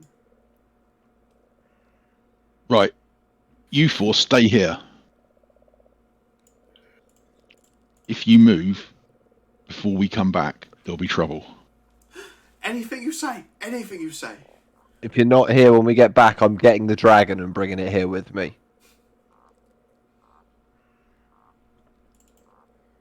Guys, get over here. Come on, Case, catch up. Hold on, sorry, my game's fucking. I'm frozen. Did you just swear, Cormac? Jesus. I think he just said Oh. a swear word. Did I? Oh, it's quite shocking. I No, I don't was know how I shocked. feel about this. No. Yeah, Sam, can you go and get Libby now? You need to. Did Yeah. I? I've already messaged up. Wait, what did I say? I'm pretty You sure know what you you used said. an F word there. Yeah. Don't worry, it will be on YouTube in 2 days. Oh god, I don't know what I said. Hold on, my game's refresh. The game's what? It's refreshing. That's what it's doing. Hold on. It's not. Fuck's sake, Not what you Cormac. said just 5 minutes ago. It's Hold on. It's not. It's a black screen, Sam. I start making like You've got a black screen. clicking and Try Yeah. holding Control Shift noises and at them. refresh. to see if they are attracted to the noise like a cat or a fox is. Bonk John down the hole. yeah. I didn't mean to. No, I see that. That's fine. Right. Orin, are you going first through the door just in case? Yeah. Okay, I'll be right behind you. We're gonna go through It's here somewhere. one door or both doors. Let's go through. I'd just stick with one. I'll check this one, Sam. So yeah, Orin looks back at the party. Make sure everyone is ready.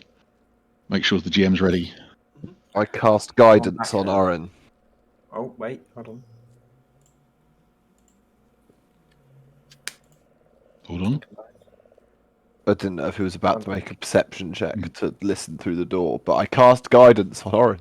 I wasn't going to listen through the door unless you think we should, but I mean, it also is a bonus on a Something. saving roll or skill check or attack roll, but it's only for the next like 6 seconds. So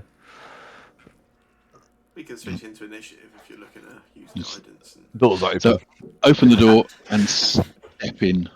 that's fine. As you open the door, you see it looks like it's like a stone corridor. You can see just slightly out of the windows to either side. It looks like you're elevated slightly. Looks like it's almost like a walkway over some of the river and the keep, the moat, I guess. There's another set of double doors at the far end, away from you, and stood just in front of those double doors is a 7-foot tall skeleton. It's got some sort of rusty arm around it. You can see mixed in with some of its bones, there's like these gnarled roots and like growth. And inside of its hand, it's holding, just sort of balanced on the floor, just alongside it, a large morning star. Is it moving? It's as you open the door, it's not, but I've sort of immediately pulled us to a stop. Yeah. Because I didn't know if you were peering in, but you said you were just stepping in, didn't you? Yeah. Stepping in. In that case, I was expecting let's to roll see. some initiative. Don't know.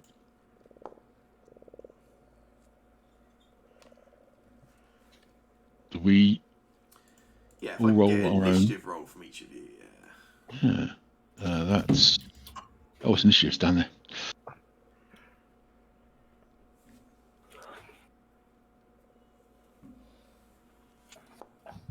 Lovely. Some of you are still on private roles, it seems.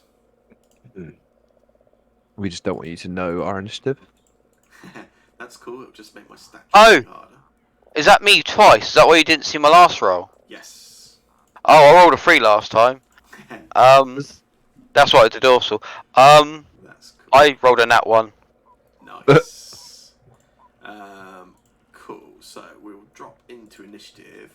Ufrid, you are apparently the fastest person in your group.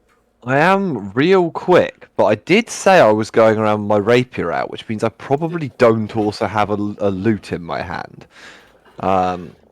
So instead of the delightful stringed instrument music that I normally would do, I instead will just start yodeling Oh, in an attempt to create a courageous anthem. Nice, yeah. It works. It's inspiring still. I think I do a decent job.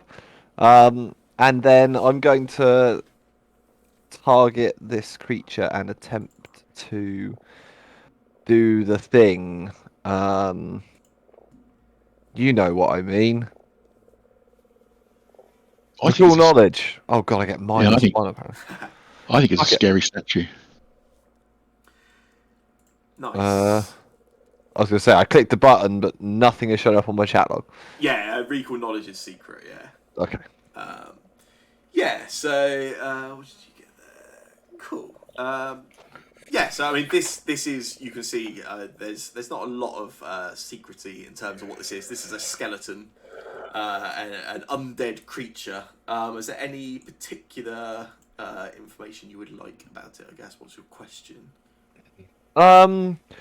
Does it have any weaknesses or resistances? If I have to specify which of the two I'm after, weaknesses. So skeletons are weak to bludgeoning damage. Cool. And can also be they're also weak to effects that go against the undead. Things like healing. Positive damage. Yeah, and stuff positive like that, damage. So a heal spell will actually damage an undead creature. yeah. Cool. Yeah. And then for my last action, because that's 1 and 2, I'm going to attempt to demoralize a skeleton. Yeah, sure. I say boo in Fey. I don't know. It is a nice try. It's immune to mental. Yeah. Okay. Yes, demoralizes a mental effect, and you have now learnt that skeletons are immune to mental effects. It ain't got no brain, guys. You can't demoralize it. That's me done. Next up, it is the skeleton's turn in initiative. Ooh. It is going to delay. Bastard. Bunk, it's your turn. Yeah. 20 foot puts me there.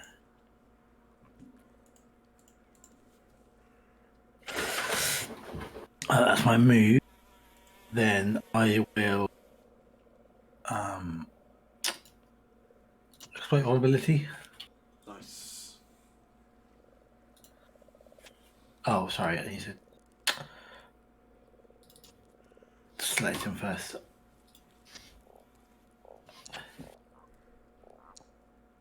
I will reroll that with my hero point. Oh, that's the point. Yeah, I've given everyone their hero points.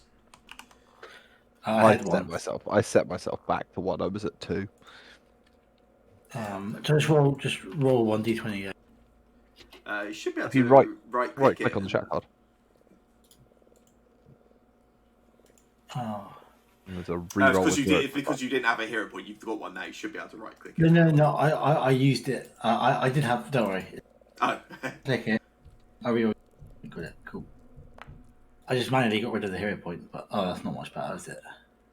16's not bad. Yeah, success. Cool.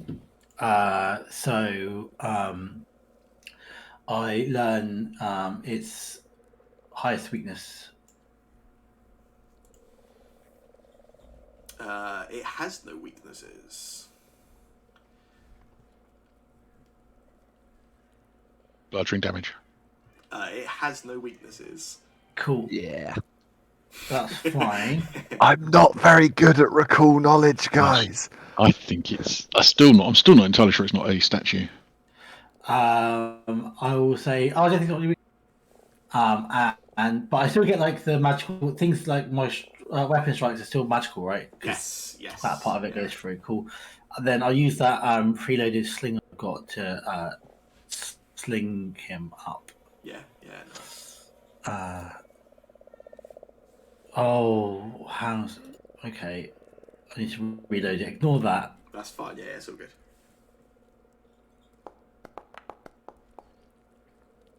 Oof. Oh dear. Just a Oh, minute. it's quite high AC. I mean, they have a 15. You missed because you're shooting through Orin, I think. Oh well, I would have repositioned. Oh no, you would still missed by 1. But New words. there, Is that -1 penalty for shooting? it would seem to be. Yeah. Yeah, that's correct. Yeah. Alas, I am done. Okay. Tunk. I am relatively confident that it's not actually a creature, or that it is a statue. So I am going to. Now, is my shield raised from when I opened the door, or not? If it was, it would be down now anyway, right? Because it's starting All to right. turn. So. Oh yeah. So I'm going to rave, and then I'm going to stride, because I'm going to go 15 feet forward towards this thing, and I'm looking to see if it's moving at all. And in fact, I'm going to keep going unless it looks like it's tracking me. No, it doesn't seem to be currently. It's just stood. It's holding that morning star still currently. And I'm just going to move to there, and then with my final action,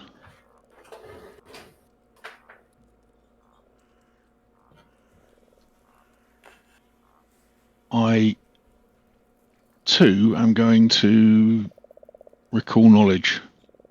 Okay.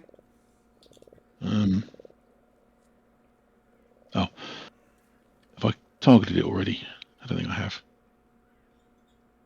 Do I need to click that again, or did it? Oh, yes, I've got one. Yeah, it's fine. Yeah, I've got it here. Okay. Um, And I'm really attempting to tell whether it's real or not, whether it's just a statue. you don't get a good read on it at all. You're sort of so focused on trying to pay any attention to it, you don't really get a good read on it at all. I'm afraid. That's fine, and that will end my turn. Okay. Kays. You can test Orin's theory if you're brave.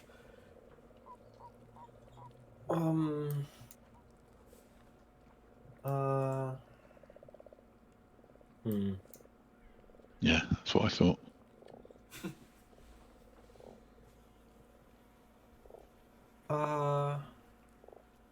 I can't wait, can I? You could delay. No, but I can't like wait until it has a turn. Well, so your two options around that, you can ready an action, which you take 2 actions and then you get to use whatever you've ready as a reaction before your next turn, or you can delay, which means you just come anytime somebody else finishes their turn, you can then decide to take your turn. It's also delaying currently, but you can delay if you want and then take your turn after it takes its turn. Okay, can I do that? You want to delay? Yeah. Yeah. You can do that. So Kays and the skeleton are delaying currently. Winterberry. I'm going to go in the room and have a better look. Okay. To there. Oh, well, I've already loaded up the slingshot, so why not use it?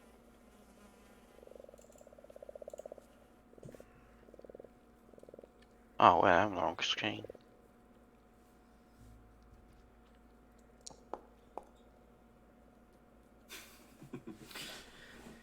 Orin, I don't know if Orin's putting you off with his weird theories or what, but yeah. Take a shot, but unfortunately it goes wide. I'm just going to reload it. Okay. No worries.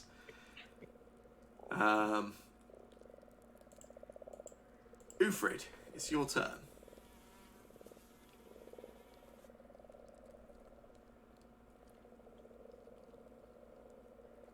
I don't like it. Just want to make that known to the group. I'm just not happy about this situation.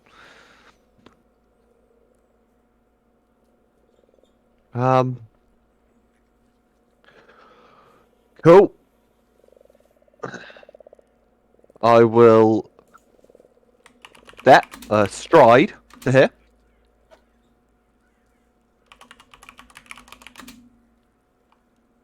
And now I'm right up in front of this thing.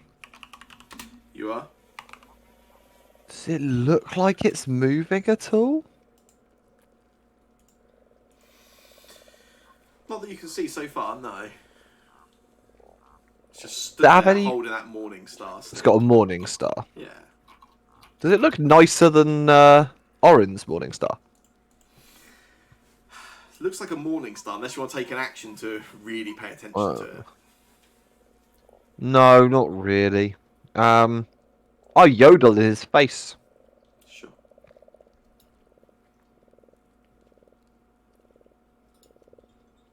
Yeah, he's not. And then I'm gonna. Now I've learned some great information about it. I'm gonna learn some more information about it. Oh yeah. You learn no information. Makes sense. Cool. You got no idea about this thing yet. Cool. So it is its turn. It elected not to use its action during its delay. It is going to delay again. Bunk, it's your It is. turn. I'm going to turn around to our friends and Mitford behind us and say, "What's the deal with this skeleton in there?" A fine question. I will take you out of initiative. I will ask Phil if he's been reading the Abomination Vault's books. Shocking. I have not. The Mitflits reply to you, Bunk. They tell you, the guard is... Scare off intruders, scare off mushroom eye folks. By hurting them or by just scaring them? Scaring them. So You bastard. Yeah, it's just a totem. won't attack me. Cool.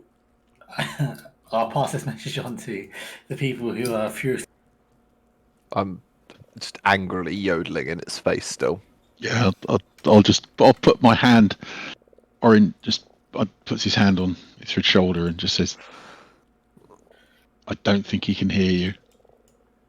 That's not the point. You don't get it. So like a classic musician. Some audiences just won't dance. Fine. This must be the door we need to go through then. See, brother, you should be more like me and less hasty. I'll just bend down, and from just the other side of it, I'll pick up the sling bullet. Mhm. And just offer it back to Bunk, and say, "You're right, brother. Less hasty." Well, I say because you attacked it first. I didn't attack it. I don't think Orin ever attacked it. Oh, right, okay, fine. I thought you did. I couldn't see us around the corner. No, I stepped into the into the room, and then Yeah, I I use- thought you did. You go for it. right. Are we all ready? I use telekinetic Case projectile come to closer pass again. this back to him. Can I just get quickly from Ufrid a secret perception check? Oh, don't do that to me. Why just me? It says to only do it to bards. We are all dickheads, it's true. Cool. Alright, thank you. Do I hear anything? No? Right, next room's empty as well, I reckon. I can't hear anything. Orin, get the door open, mate. I will. I'm right with you. I'll just look around, right, and then Be clear, you're open. I've stopped yodeling now.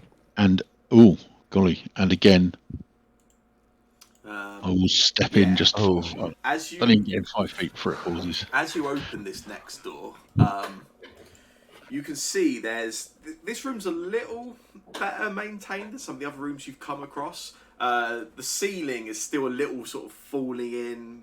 You see it's sort of like the frames all sort of splintered and broken a little bit. There's a few things you spot as you open the door. There's around the room, dotted around the room, there's a few sort of piles of mud and the sort of vegetation growing in that mud. It looks like a very, very, very crude attempt at some kind of farm or vegetation kind of growth. There's also, in the middle of the room, you can also see 4 mitflits, one of whom is sat on a rather crudely built throne, sort of rock stone throne. There's also a large spider stood just to the side. In the middle of the room, there's a like a flattened mound of sand. There's a few bits of wood and stones stuck in the sand in some kind of strange pattern. And yeah, as soon as you open the door, the mitflit that's sat on this sort of makeshift throne at the bottom of the room immediately shouts out and goes, "Intruders! Guards! No one enter Boss Strong throne room!"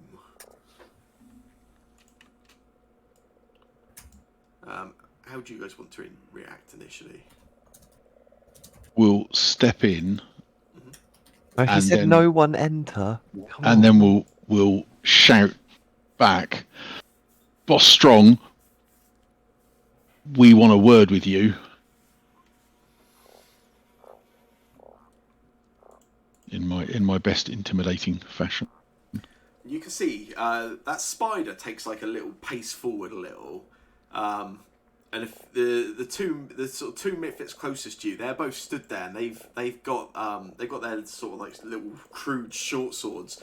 They're sort of just their hands just at the edge, ready to sort of draw them, but sort of holding back. And Boss Strong replies. He goes, "What you want from mighty leader?"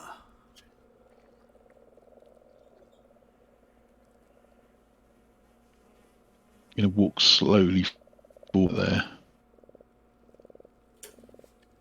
I'm sticking with you. Come to talk to you about the dragon in the lake. What do you know about the dragon?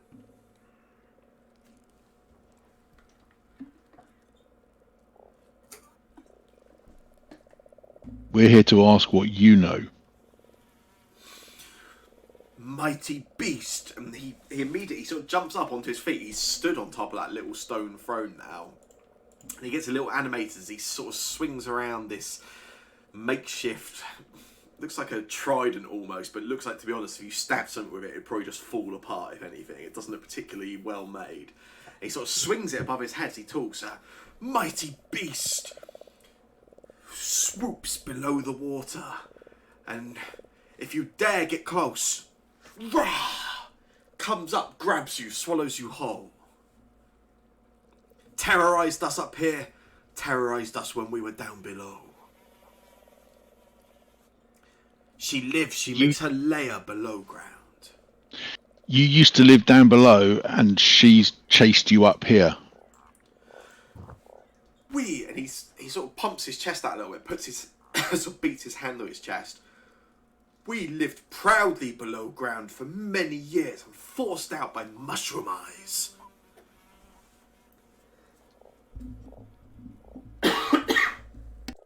So the mushroom eyes forced you up here. Horrible mushroom-eyed people. Horrible. They chased us up here. And what are you doing here now? Nothing.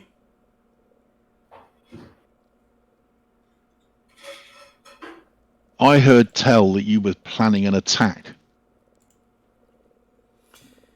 Can I get on the town near here. Oh yeah, did you now? Did you?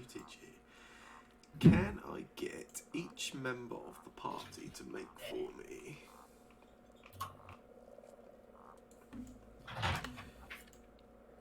a society check?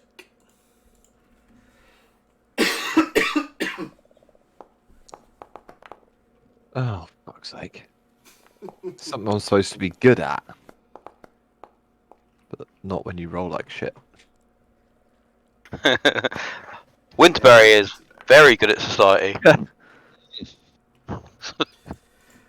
Tunk.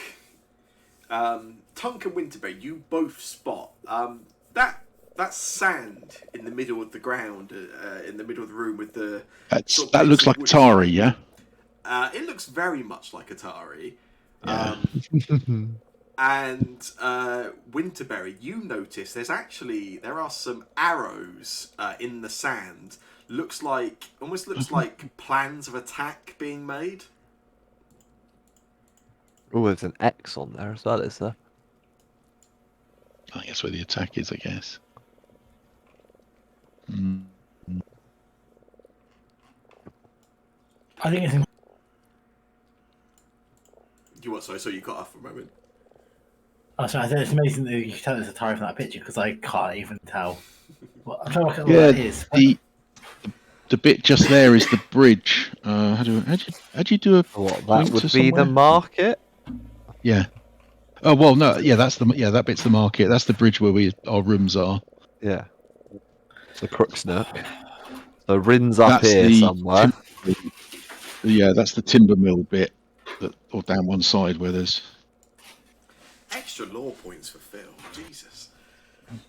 I'll refer you back to like notes from week 2 where someone foreshadowed that was what was happening with a particularly good bit of GM law giving it.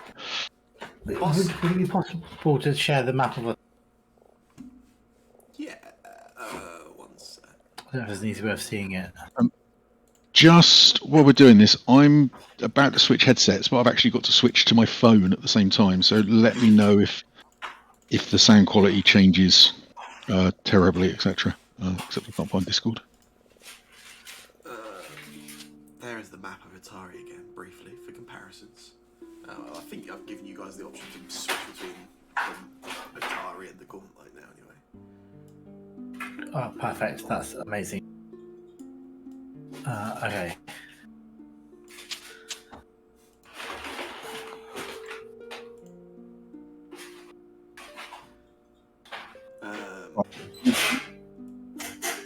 So, if that's the bridge,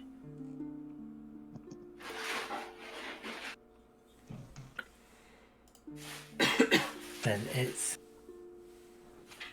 I don't know what that building is. I'm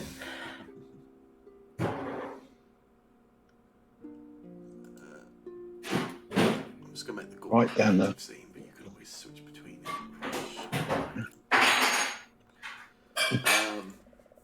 Yeah, so did you say you'd heard, am I right in thinking you said you were going to say you'd heard of an invasion? Yes. Yeah. Yes, we've heard that you were planning an attack. Boss Strong is quite... No. Misunderstanding. We plan to go back below ground and take back our home. Mitflit's mighty people and deserve a home.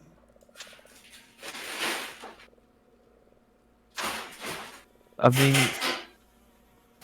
no offense, great wise boss Strong, but it doesn't feel like there's very many of you to try and take on an entire village or town of people.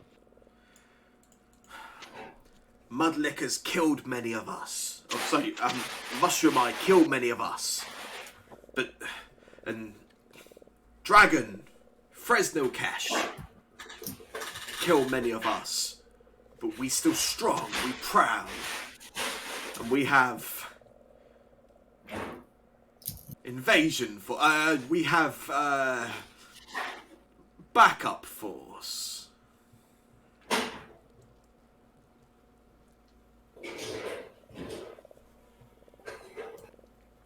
Is this? I mean, is this really the best thing for you to be doing with your time, Mr. Boss Flip Man?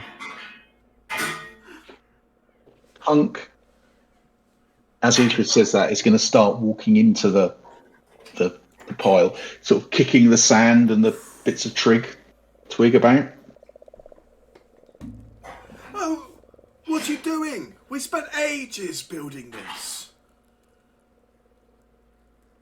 But you don't really need this, do you? You're not really thinking of attacking Atari. Why would you even suggest something like that?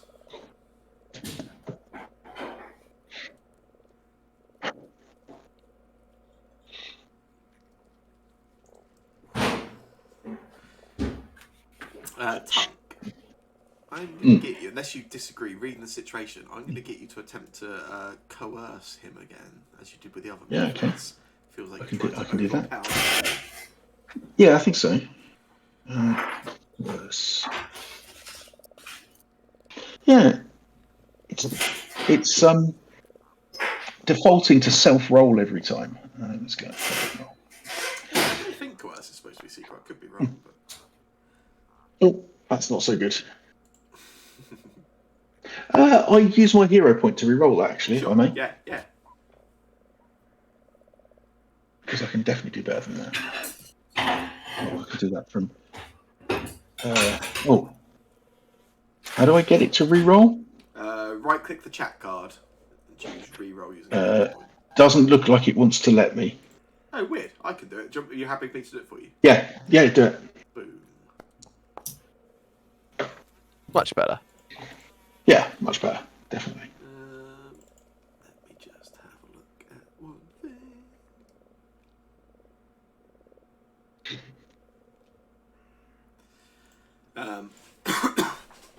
Yeah, as you're sort of trying to be slightly intimidating, walking through, kicking at some of the sand. Boss Strong appears to lose their patience a little and says, "You stop that right now! Respect my throne room." Bless you. Bless you. Thank you, sorry. Do you stop, Tunk? Orin? I look around at the throne room and then stare back at Boss Strong as I step forward, and that the little bit of wood that was the brick. Oh no, actually, that bit of wood that's the thing on the side. Yeah. I'm just going to kick that over. We're going to drop into initiative. Oh, hurrah! Oh. If I can get an initiative roll from everyone. This is probably going to end up very badly, isn't it? No, I just noticed if you click on your little character thing when it goes on pop, you roll initiative from that. That's pretty cool.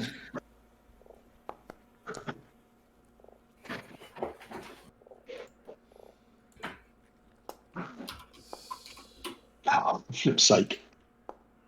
It's the trips on the bit of wood. That's right. Me and Winterberry are paying attention, so. Oh. Yeah. I did not roll well. No, you brothers roll nat ones together, right? It's how it works. Yeah. Yeah. Cool. So yeah, as you sort of don't take this warning to stop, Tunk, or sorry, I don't know why I keep calling you Tunk. That's not even your name, right? It's definitely Tunk. You step over, kick over that piece of wood, which you assume is supposed to be the flume of Atari. And as you do, that spider, bite, immediately takes an action and pounces towards you.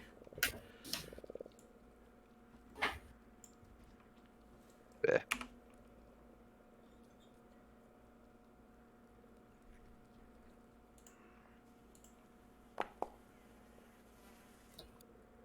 which is a hit. Oh, that's not nice. Oh, that's an exact hit as well. I would like to. Unexpected shift. Oh, you can get to me. Yeah.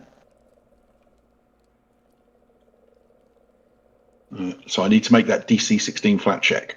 Yeah. Your Oh, rolls are fuck. self still. Oh, I rolled a 15, Okay. which is a fail by 1. Yes. Okay, so that does nothing, does it? No, unfortunately not.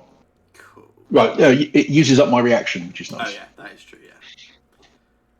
Yeah. So it immediately just pounces over. It doesn't even sort of react. Just leaps up and leaps over towards you. Jump as it lands down. Its jaws reach out at you and hit you for 11 damage. Ouch. It then swings one of its.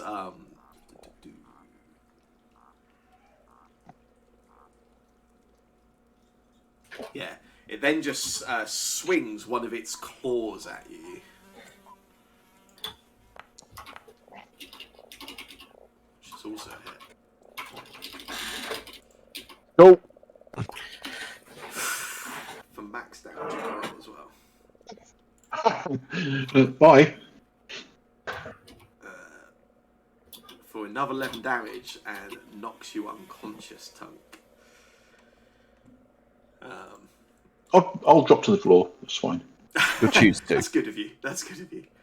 And then yeah, the spider just turns round and looks over in your direction, Ufred.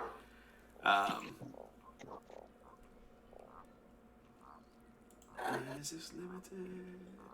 Yeah, just looks over in your direction, just sort of hisses almost. Winterberry, it is your turn. I was gonna throw a skunk bomb at it, but that would deal damage on him, wouldn't it? Yeah. I don't think skunk bomb doesn't do damage, does it? Does it have the splash tag? Yeah, but I don't think it's a damage one.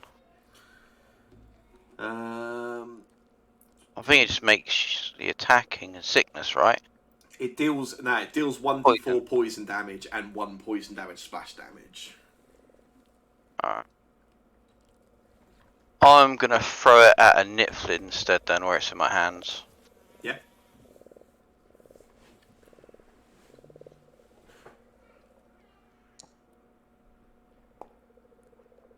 I'm gonna hero roll that one. Sure.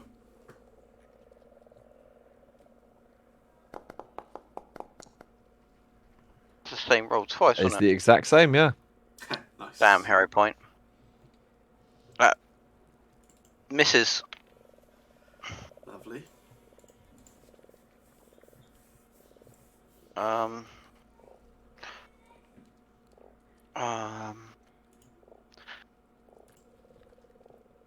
Alright, I'm gonna just. I'm trying to think now.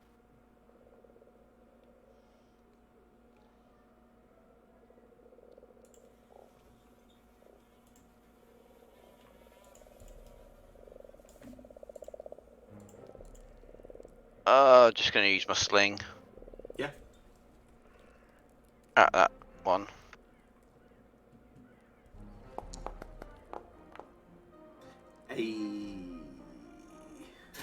Well, the sling seems where it's at.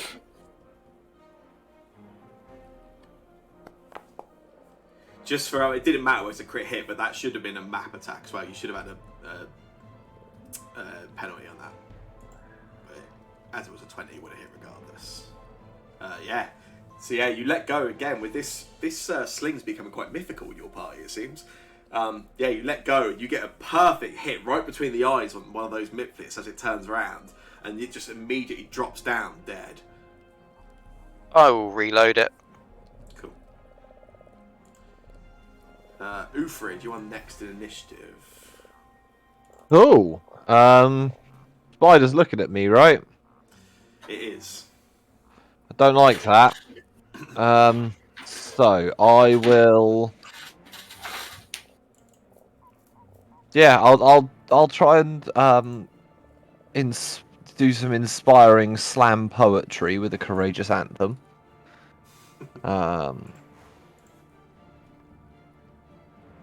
targeting me allies, obviously. Yep.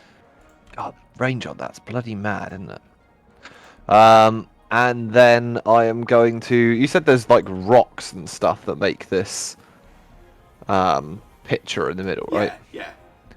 Cool. I am going to cast a telekinetic projectile, picking up one of the rocks from there and attempting to just squash it down onto this spider. Which I look at. I go. I assume you're bite.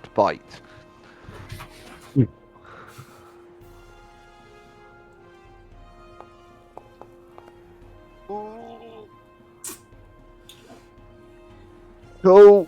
I'm gonna hero point it. Yeah, burn them. Well, we've only got half an hour left, and you do owe one of us one anyway. No, it's even worse. Cool. That's me done. Okay.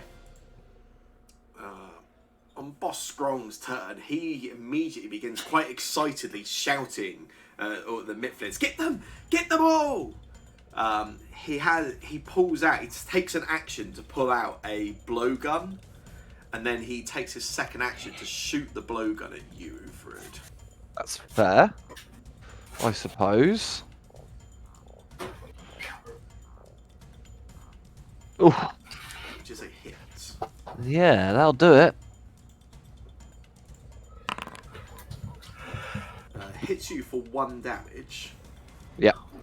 Can What I save am I make making? You a what do you mean? A fortitude save for me. This is a courageous anthem saying it's off because that's only against fear effects. Yeah, cool. Cool. Nice. I got some lingering poison. Yeah, you feel the effects of some poison as that blowgun hits you. It doesn't really, it just sort of bang, just starts in your neck. Doesn't really hurt that much, but you immediately feel the burn. You take 1 poison damage immediately. Cool. Then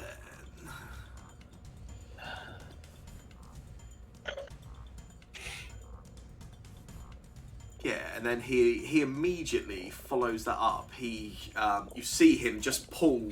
He takes an action. He just pulls out what looks like another little poison blowgun dart, and you see him pull it up and just bring it up to the end of the blowgun as his last action. As he gets that hit on you, he sort of jumps around on the throne and starts getting all excited. Like he's very animated and excited by this. And you can see that throne that's a bit sort of. It's almost just a pile of rocks more than anything. It slightly sort of shakes and shudders a little as he sort of excitedly is jumping around. Next up is this Mitflip here. This Mitflip will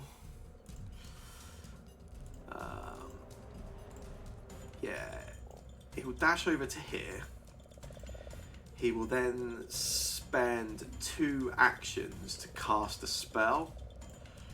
Oh. Oh, you bastard. Which will force a will save from you, which you have failed. Great. And then that will be it for his turn. Kays, it's your turn.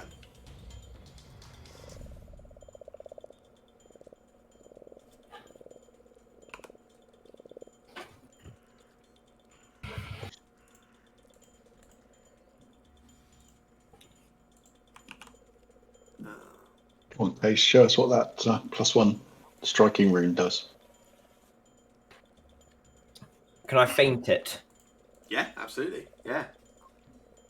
Give me a second. Oh, wrong thing. Feint.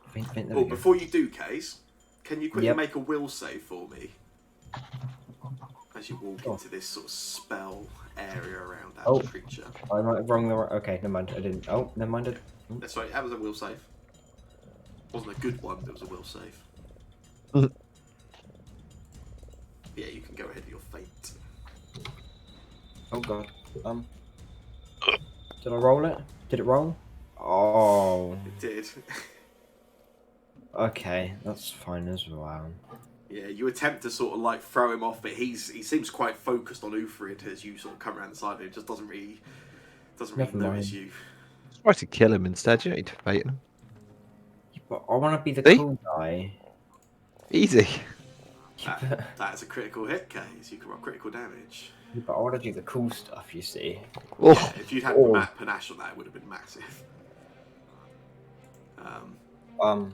That does some damage, I think, Yeah, right? you do 20 damage, and you slice straight through that particular Myth. As it's paying all its attention on Uthrid, you just slice through it and it drops down to the ground. That's all 3 actions for you, right? Yeah. Yeah. Okay. This Mitflit here, you see he turns round to Boss Strong, looking a bit surprised, and Boss Strong goes, "Kill them! Kill them!" This Mitflit dashes over and will swing its short sword at you, Case.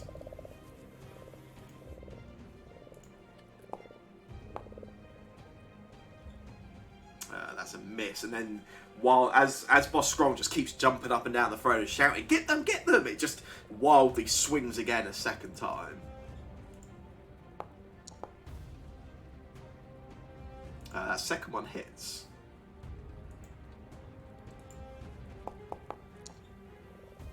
For 5 piercing damage, Case. ooh. Bunk, is your turn. Yeah, this is really not. So, quite annoyed at my brother for that, given how much. Not rushing in, but there you go. I'm really Fine. confused. You've got range, right? It's fine. Oh, this is so annoying.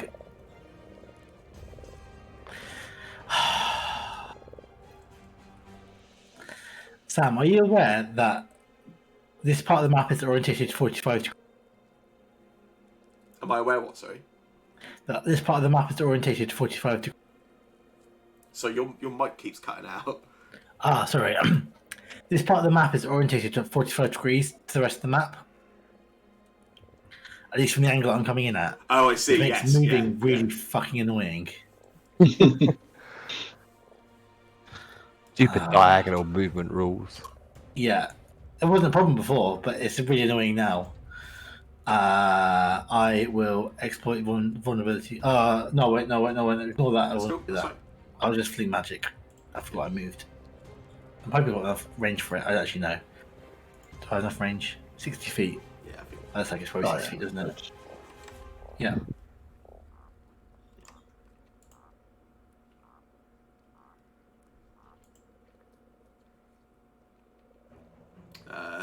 Which one was it on, sorry? The spider. Oh, on the spider, yeah. Cool. Yeah. So that was a reflex save. The one next to my dead brother. not yet. That's a success. It will take half damage. Pee off. I'll just do the normal stuff. So, it's just one. Or I should probably just. Do I just roll it, or is there a way of You should be doing able to just click level damage. level damage? Oh, there you go. Cool. Quit. Oh, good. Take 3. Ha! Oh yeah, that's Fuck right. it. Yeah, that's true. Spider. It's 3, not 6, isn't it? And that's me. Okay. Orin, if I can get a recovery check from you. Oh, lovely. How exciting. That's down here somewhere.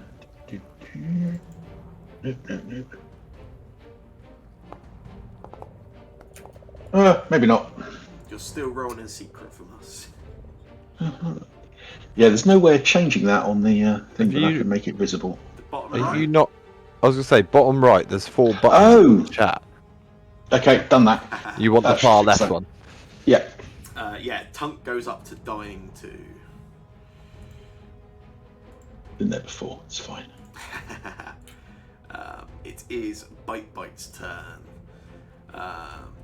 Bite will take an action again, just pounces, jumps over towards you, Uthrid. That seems fair. Yeah. I Again, yodel the at him. jaws come down the same way you saw them come over at Orin. Yodeloo. Shit. Which is a hit. I'm gonna die. Oh, I'm gonna die. 12 damage. lands down, takes the bite of you, then immediately swings one of its claws at you.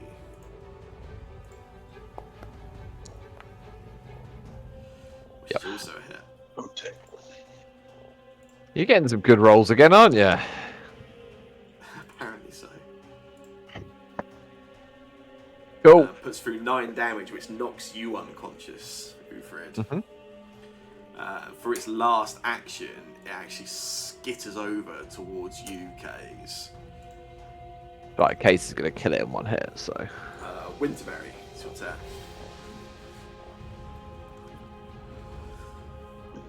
I'm going to go over. Oh, not to that spot, though. To that spot, sorry. Go that way. And I'm going to feed Ufrid healing potion. Aww.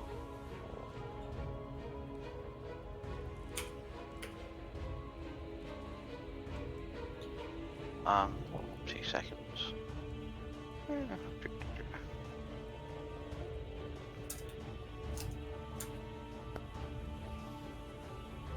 3 on Ufrid. Oh, thanks. That's double action in it to do that. Yes, yeah. Cool. That's my go done. Yeah, Ufrid, you are no longer dying. Woohoo! You are instead wounded. Okay. Boss Scrum continues. He sort of jumps up and down. He sees you dashing over Winterberry, and in that blowgun dart, he takes a shot at you with it this time. He's a tree. He can't be affected by poison. Yeah. We're about to test that theory, it seems. So yeah, it hits you, Winterberry, for 1 damage as it just sort of goes into the side of your bush. Can I get a fortitude save For for now. you? Yeah, for now indeed, yeah. Oh. He does not give a damn. I yeah, am immune to poison. it hits you, and you can feel there is a slight burn as it sort of pierces into you, but yeah, you just don't bother. It sort of you shake it off. Boss Strong, he as he sees that happen, he looks quite angry. He immediately he panics and he grabs another dart and just shoots out at you again a second time, Winterberry. Oh, actually no. Instead, what he will do is he will shout at you, Winterberry, instead, and he's actually going to attempt to demoralise you. And he just starts shouting like random insults in your direction. Depends what the insults are, Sam. They aren't going to matter. They're terrible. They are inoffensive, and you do not care. He called me green. And then for his last action, yeah, he'll just pull out another dart and again just hold it ready to spit out of that front of that thing. And again, he's sort of jumping up and down the throne. You can see some of the rocks sort of tumble slightly to either side as he's sort of jumping excitedly. Kays, it's your turn.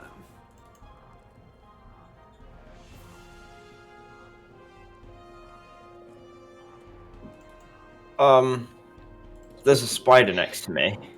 Yes. I don't like it. No. Can I try and kill it? Can I feint it? Yeah, absolutely. I'm gonna feint it this time. It's gonna be successful, and if it's not, then I'm gonna cry. Oh my god! You are off guard.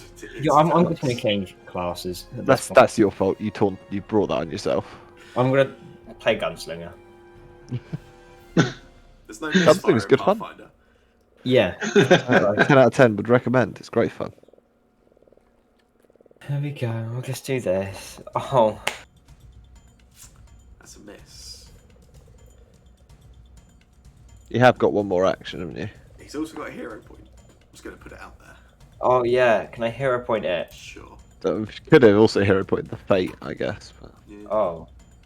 Oh yeah. Oh, it didn't matter. It was a worse roll than before. I'll just do this. I'll probably roll better. Yeah. Take another swing. You did. God. That's my turn. This Mitflit here,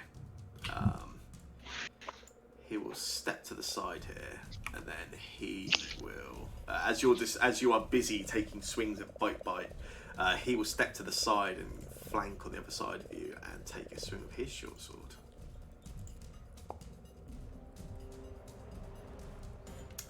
Yeah, you hear it coming. You dodge out of the way just as he takes it, and then he just takes one last wild sling with his third action.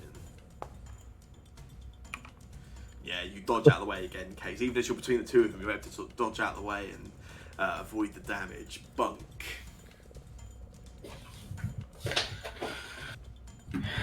Yeah, I will continue to.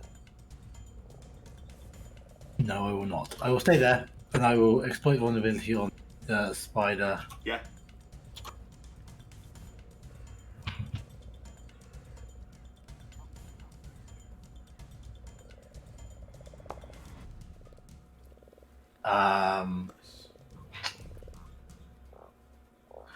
I'd like to know its mortal weakness, please. No weakness, of course. So it doesn't have any weaknesses. I don't know why it gives me the opportunity to choose which thing I choose, because I get the. So I don't really know why you'd ever choose that and not choose the mortal weakness, but there you go. You still get the other thing, yeah. Oh no, it's critical successes where you get more stuff, don't you? So you just get to still get the personal weakness thing, and yeah. And then I will fling magic.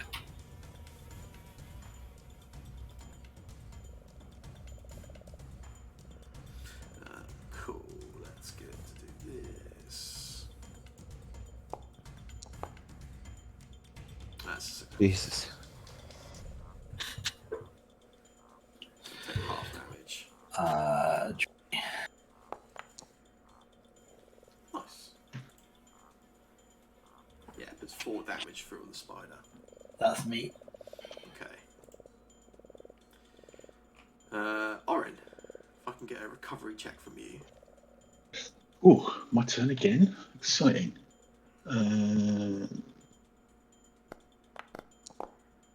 There you go.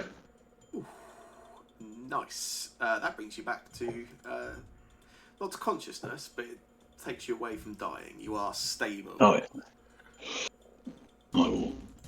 I will continue to lie there then. Nicely rolled, sir. Ufrid, beat that. Oh no, you're I'm alive. I I've been healed. take it back, sir. I should have more faith in you. I mean, I wouldn't recommend it, but this throne. Mm. You said it's like built out of rock and stone, and It's less a pile, less a throne, and more pile of stones. Yeah. does it look like if like a stone were to be removed from the base of it or pulled out from it, it would kind of potentially topple? Pick the right stone, absolutely. Yeah. So, question then. Could I pull one out to launch as a telekinetic projectile? Yeah, absolutely. Yeah, I love that. Yeah. I am going to... I'm on the floor underneath this spider at this point. I've dropped my rapier. It's all gone a bit tits up. A tree's fed me a fruit, and now I'm alive again. And I just look over to this stupid fucking dancing Mitflit on a throne. I just reach out a hand and just attempt to just pull the biggest stone I can from the base and just launch it at this spider next to me. Your pathetic narrative there is quite convincing as well. You can have a hero point. Seems I haven't given one out, so we were a bit slow in doing things. But yeah, I will telekinetic projectile at the spider again, with hopefully part of the big boss's throne. I'm going to assume bludgeoning.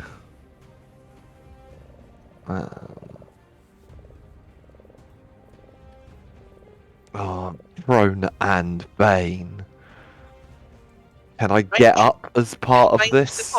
Is it an action? The Bane stays up even if you've killed the source of it. Yeah, the magic is still there. Can I get up as I'm doing this so I'm not prone? Is that an action to do? It's an action to do, but yeah, you can. I will spend an action to get up, and I'll kill the prone modifier on this. It's not there. Brilliant. I'm going to spend my hero point.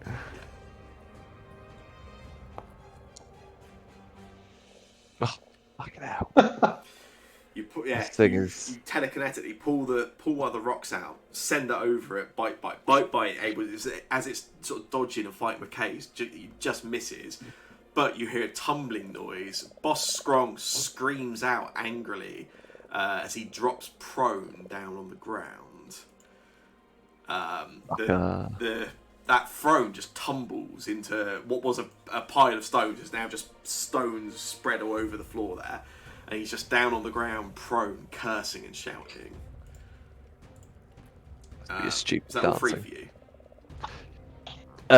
Yeah. Oh, standard Yes, it two-action is. spell, yeah. Stand up and do a 2-action spell. It's not good. Bite will attempt to bite. Actually, end of your turn. Let's get your poison. Let's get you to make a fortitude save, Ufrid. I'm great at these. See? So good. I think I die again. It's 5 poison damage. Yep. That will knock you down again. Back on the floor! Oh, I put that damage on Kays and not you. You're fine. Let's put that on the right person.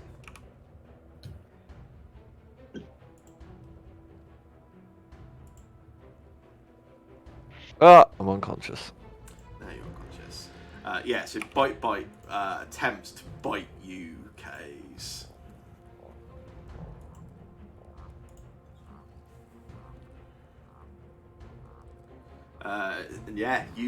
As the two of you have been going back and forth each other, you dodge out of the way. It then swings one of its claws at you, Kays. That one will hit. That's a critical hit.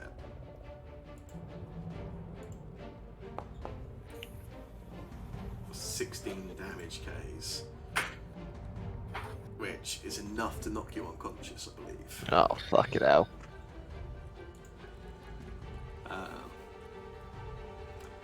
And then the spider just looks over towards the little fruit tree there.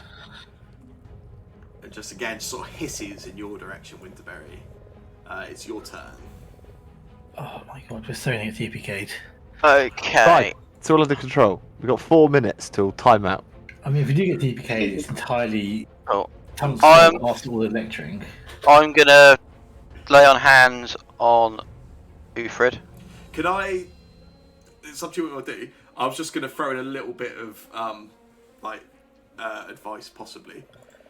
The one thing to bear in mind is that in D&D, getting someone up from when they're dying is fine. You just get them back up. Every time you get someone up from dying in Pathfinder, their wounded number goes up, which means the next time they get knocked unconscious, they're closer to actually dying. So sometimes healing someone isn't great if they can just be easily knocked down again. So, for instance, Ufrid, if you bring Ufrid up now, the next time he gets hit, he'll go straight to dying 3. If he gets hit by a critical hit, he would just die. Not saying don't lay on hands, just putting it out there. Kill the spider. Or save Oren. Orin's conscious already. No, I'm unconscious. He's unconscious, but he's I'm- stable. Yeah, but I'm not wounded anymore because I managed to get, or not dying. I managed to get rid of it. Okay. Oh no, I am wounded. I'll lay on hands Orin then. I'm not saying my advice was right or wrong, but it might just be something to consider, yeah. I mean, I'd rather not get insta-killed, so...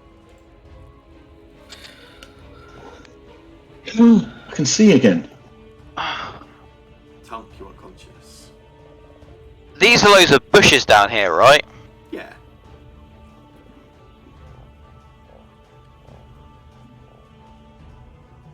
I'm pretty sure I saw something. Can I try and hide and pretend to be a bush? So where you're stood currently, you They're can try little there, bushes. but they are little bits on the floor. Yeah, I thought you were talking about like around the edge of the map. No, I was going to try and blend in all these bushes, and because maybe they're not that smart, and will just think I'm part of their map. Make a hide action. Do you want it secret or just hide? Hide's always secret. Okay. Yeah, I'm going to try and pretend to be a bush. I am a bush, but I'm going to try and be their map after healing. Yeah. Oren. Okie dokie. Boss Strong is very angry. Spends one of his actions just shouting and cursing how angry he is at Uthrid for knocking over his throne. Spends his second action getting up from prone, and spends his third action picking up his blowgun.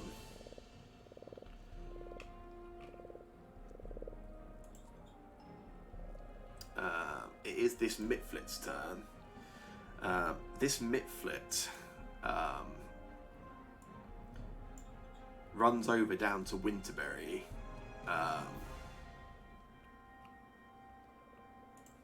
Who, you might be surprised to hear, can be seen. What? Swings a short sword at Winterberry, which misses, and then will... Can't do that, so yeah, we'll just swing one more time with the short sword, which misses again. That's a terrible miss, in fact. Bunk. He thinks I'm a bush. Yeah, he does think you're a bush, I was wrong.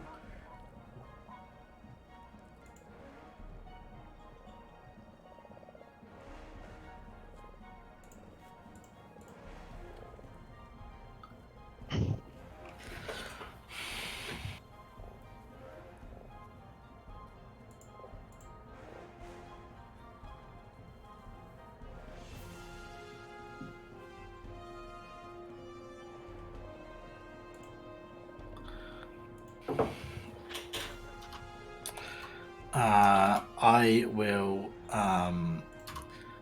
fling magic at the spider. Yep.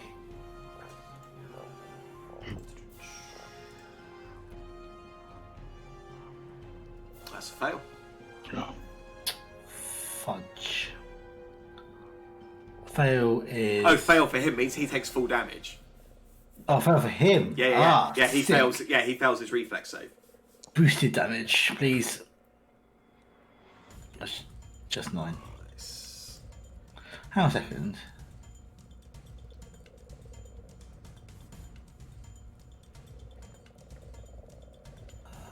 That's weird. When I do my normal damage, it's 1d4 plus 5, but my boosted damage is 5. No, 1d4 plus 4, isn't it? 1d4 plus 4, Oh. 1d6 plus 4. Okay, it was plus 5, but there might have been an anthem up. Oh yeah. Now dropped. Yeah, that's probably it. Yeah, it increases the die size. Yeah. Yeah. Cool. And then I will spend my last action to read my sling, just in case I need to use it to next round. Cool. That's cool. All right. At the end of that round, we'll pick up next round, next session, and you'll get a little bit of a boost by having some hero points in a new session. Oh yeah, that'd be handy. Yeah, you might want them or need them. Cool. Yeah, we'll pick up next time for that. Great success. Is it? Well, that Yeah. spider's basically dead. We just need to kill the spider, and We then I think we're okay. We've just been very unlucky with the fact that no one other than you has actually been able to do any fucking damage to it. I haven't done a lot of damage either. No, but your attacks, even when they failed, have dealt damage. Yeah, exactly. It's quite nice. It just Whereas- up nothing. Yeah, the rest of us have Okay. just missed every fucking attack that's gone to it. So it's Mhm. and it doesn't take any damage at that point. Yeah. Again, just going down on the first hit. So Yeah. annoying. I'm gonna have some serious words for my brother. Hmm. Yeah, get that lay on hands with Winterberry. I don't want to tell him what to do, but I think that makes sense. I think that's a sensible play. I only wanted to point it out because I think it works quite differently. Like the system we played before, it's fine to just keep bouncing up and down, whereas actually, this kind of doesn't work so well if you keep doing that, I guess. Dying 4, you die, right? Dying 4 is dead, yeah. Yeah. Yeah. Grim. Right. Thank you very much, Cool. Sam.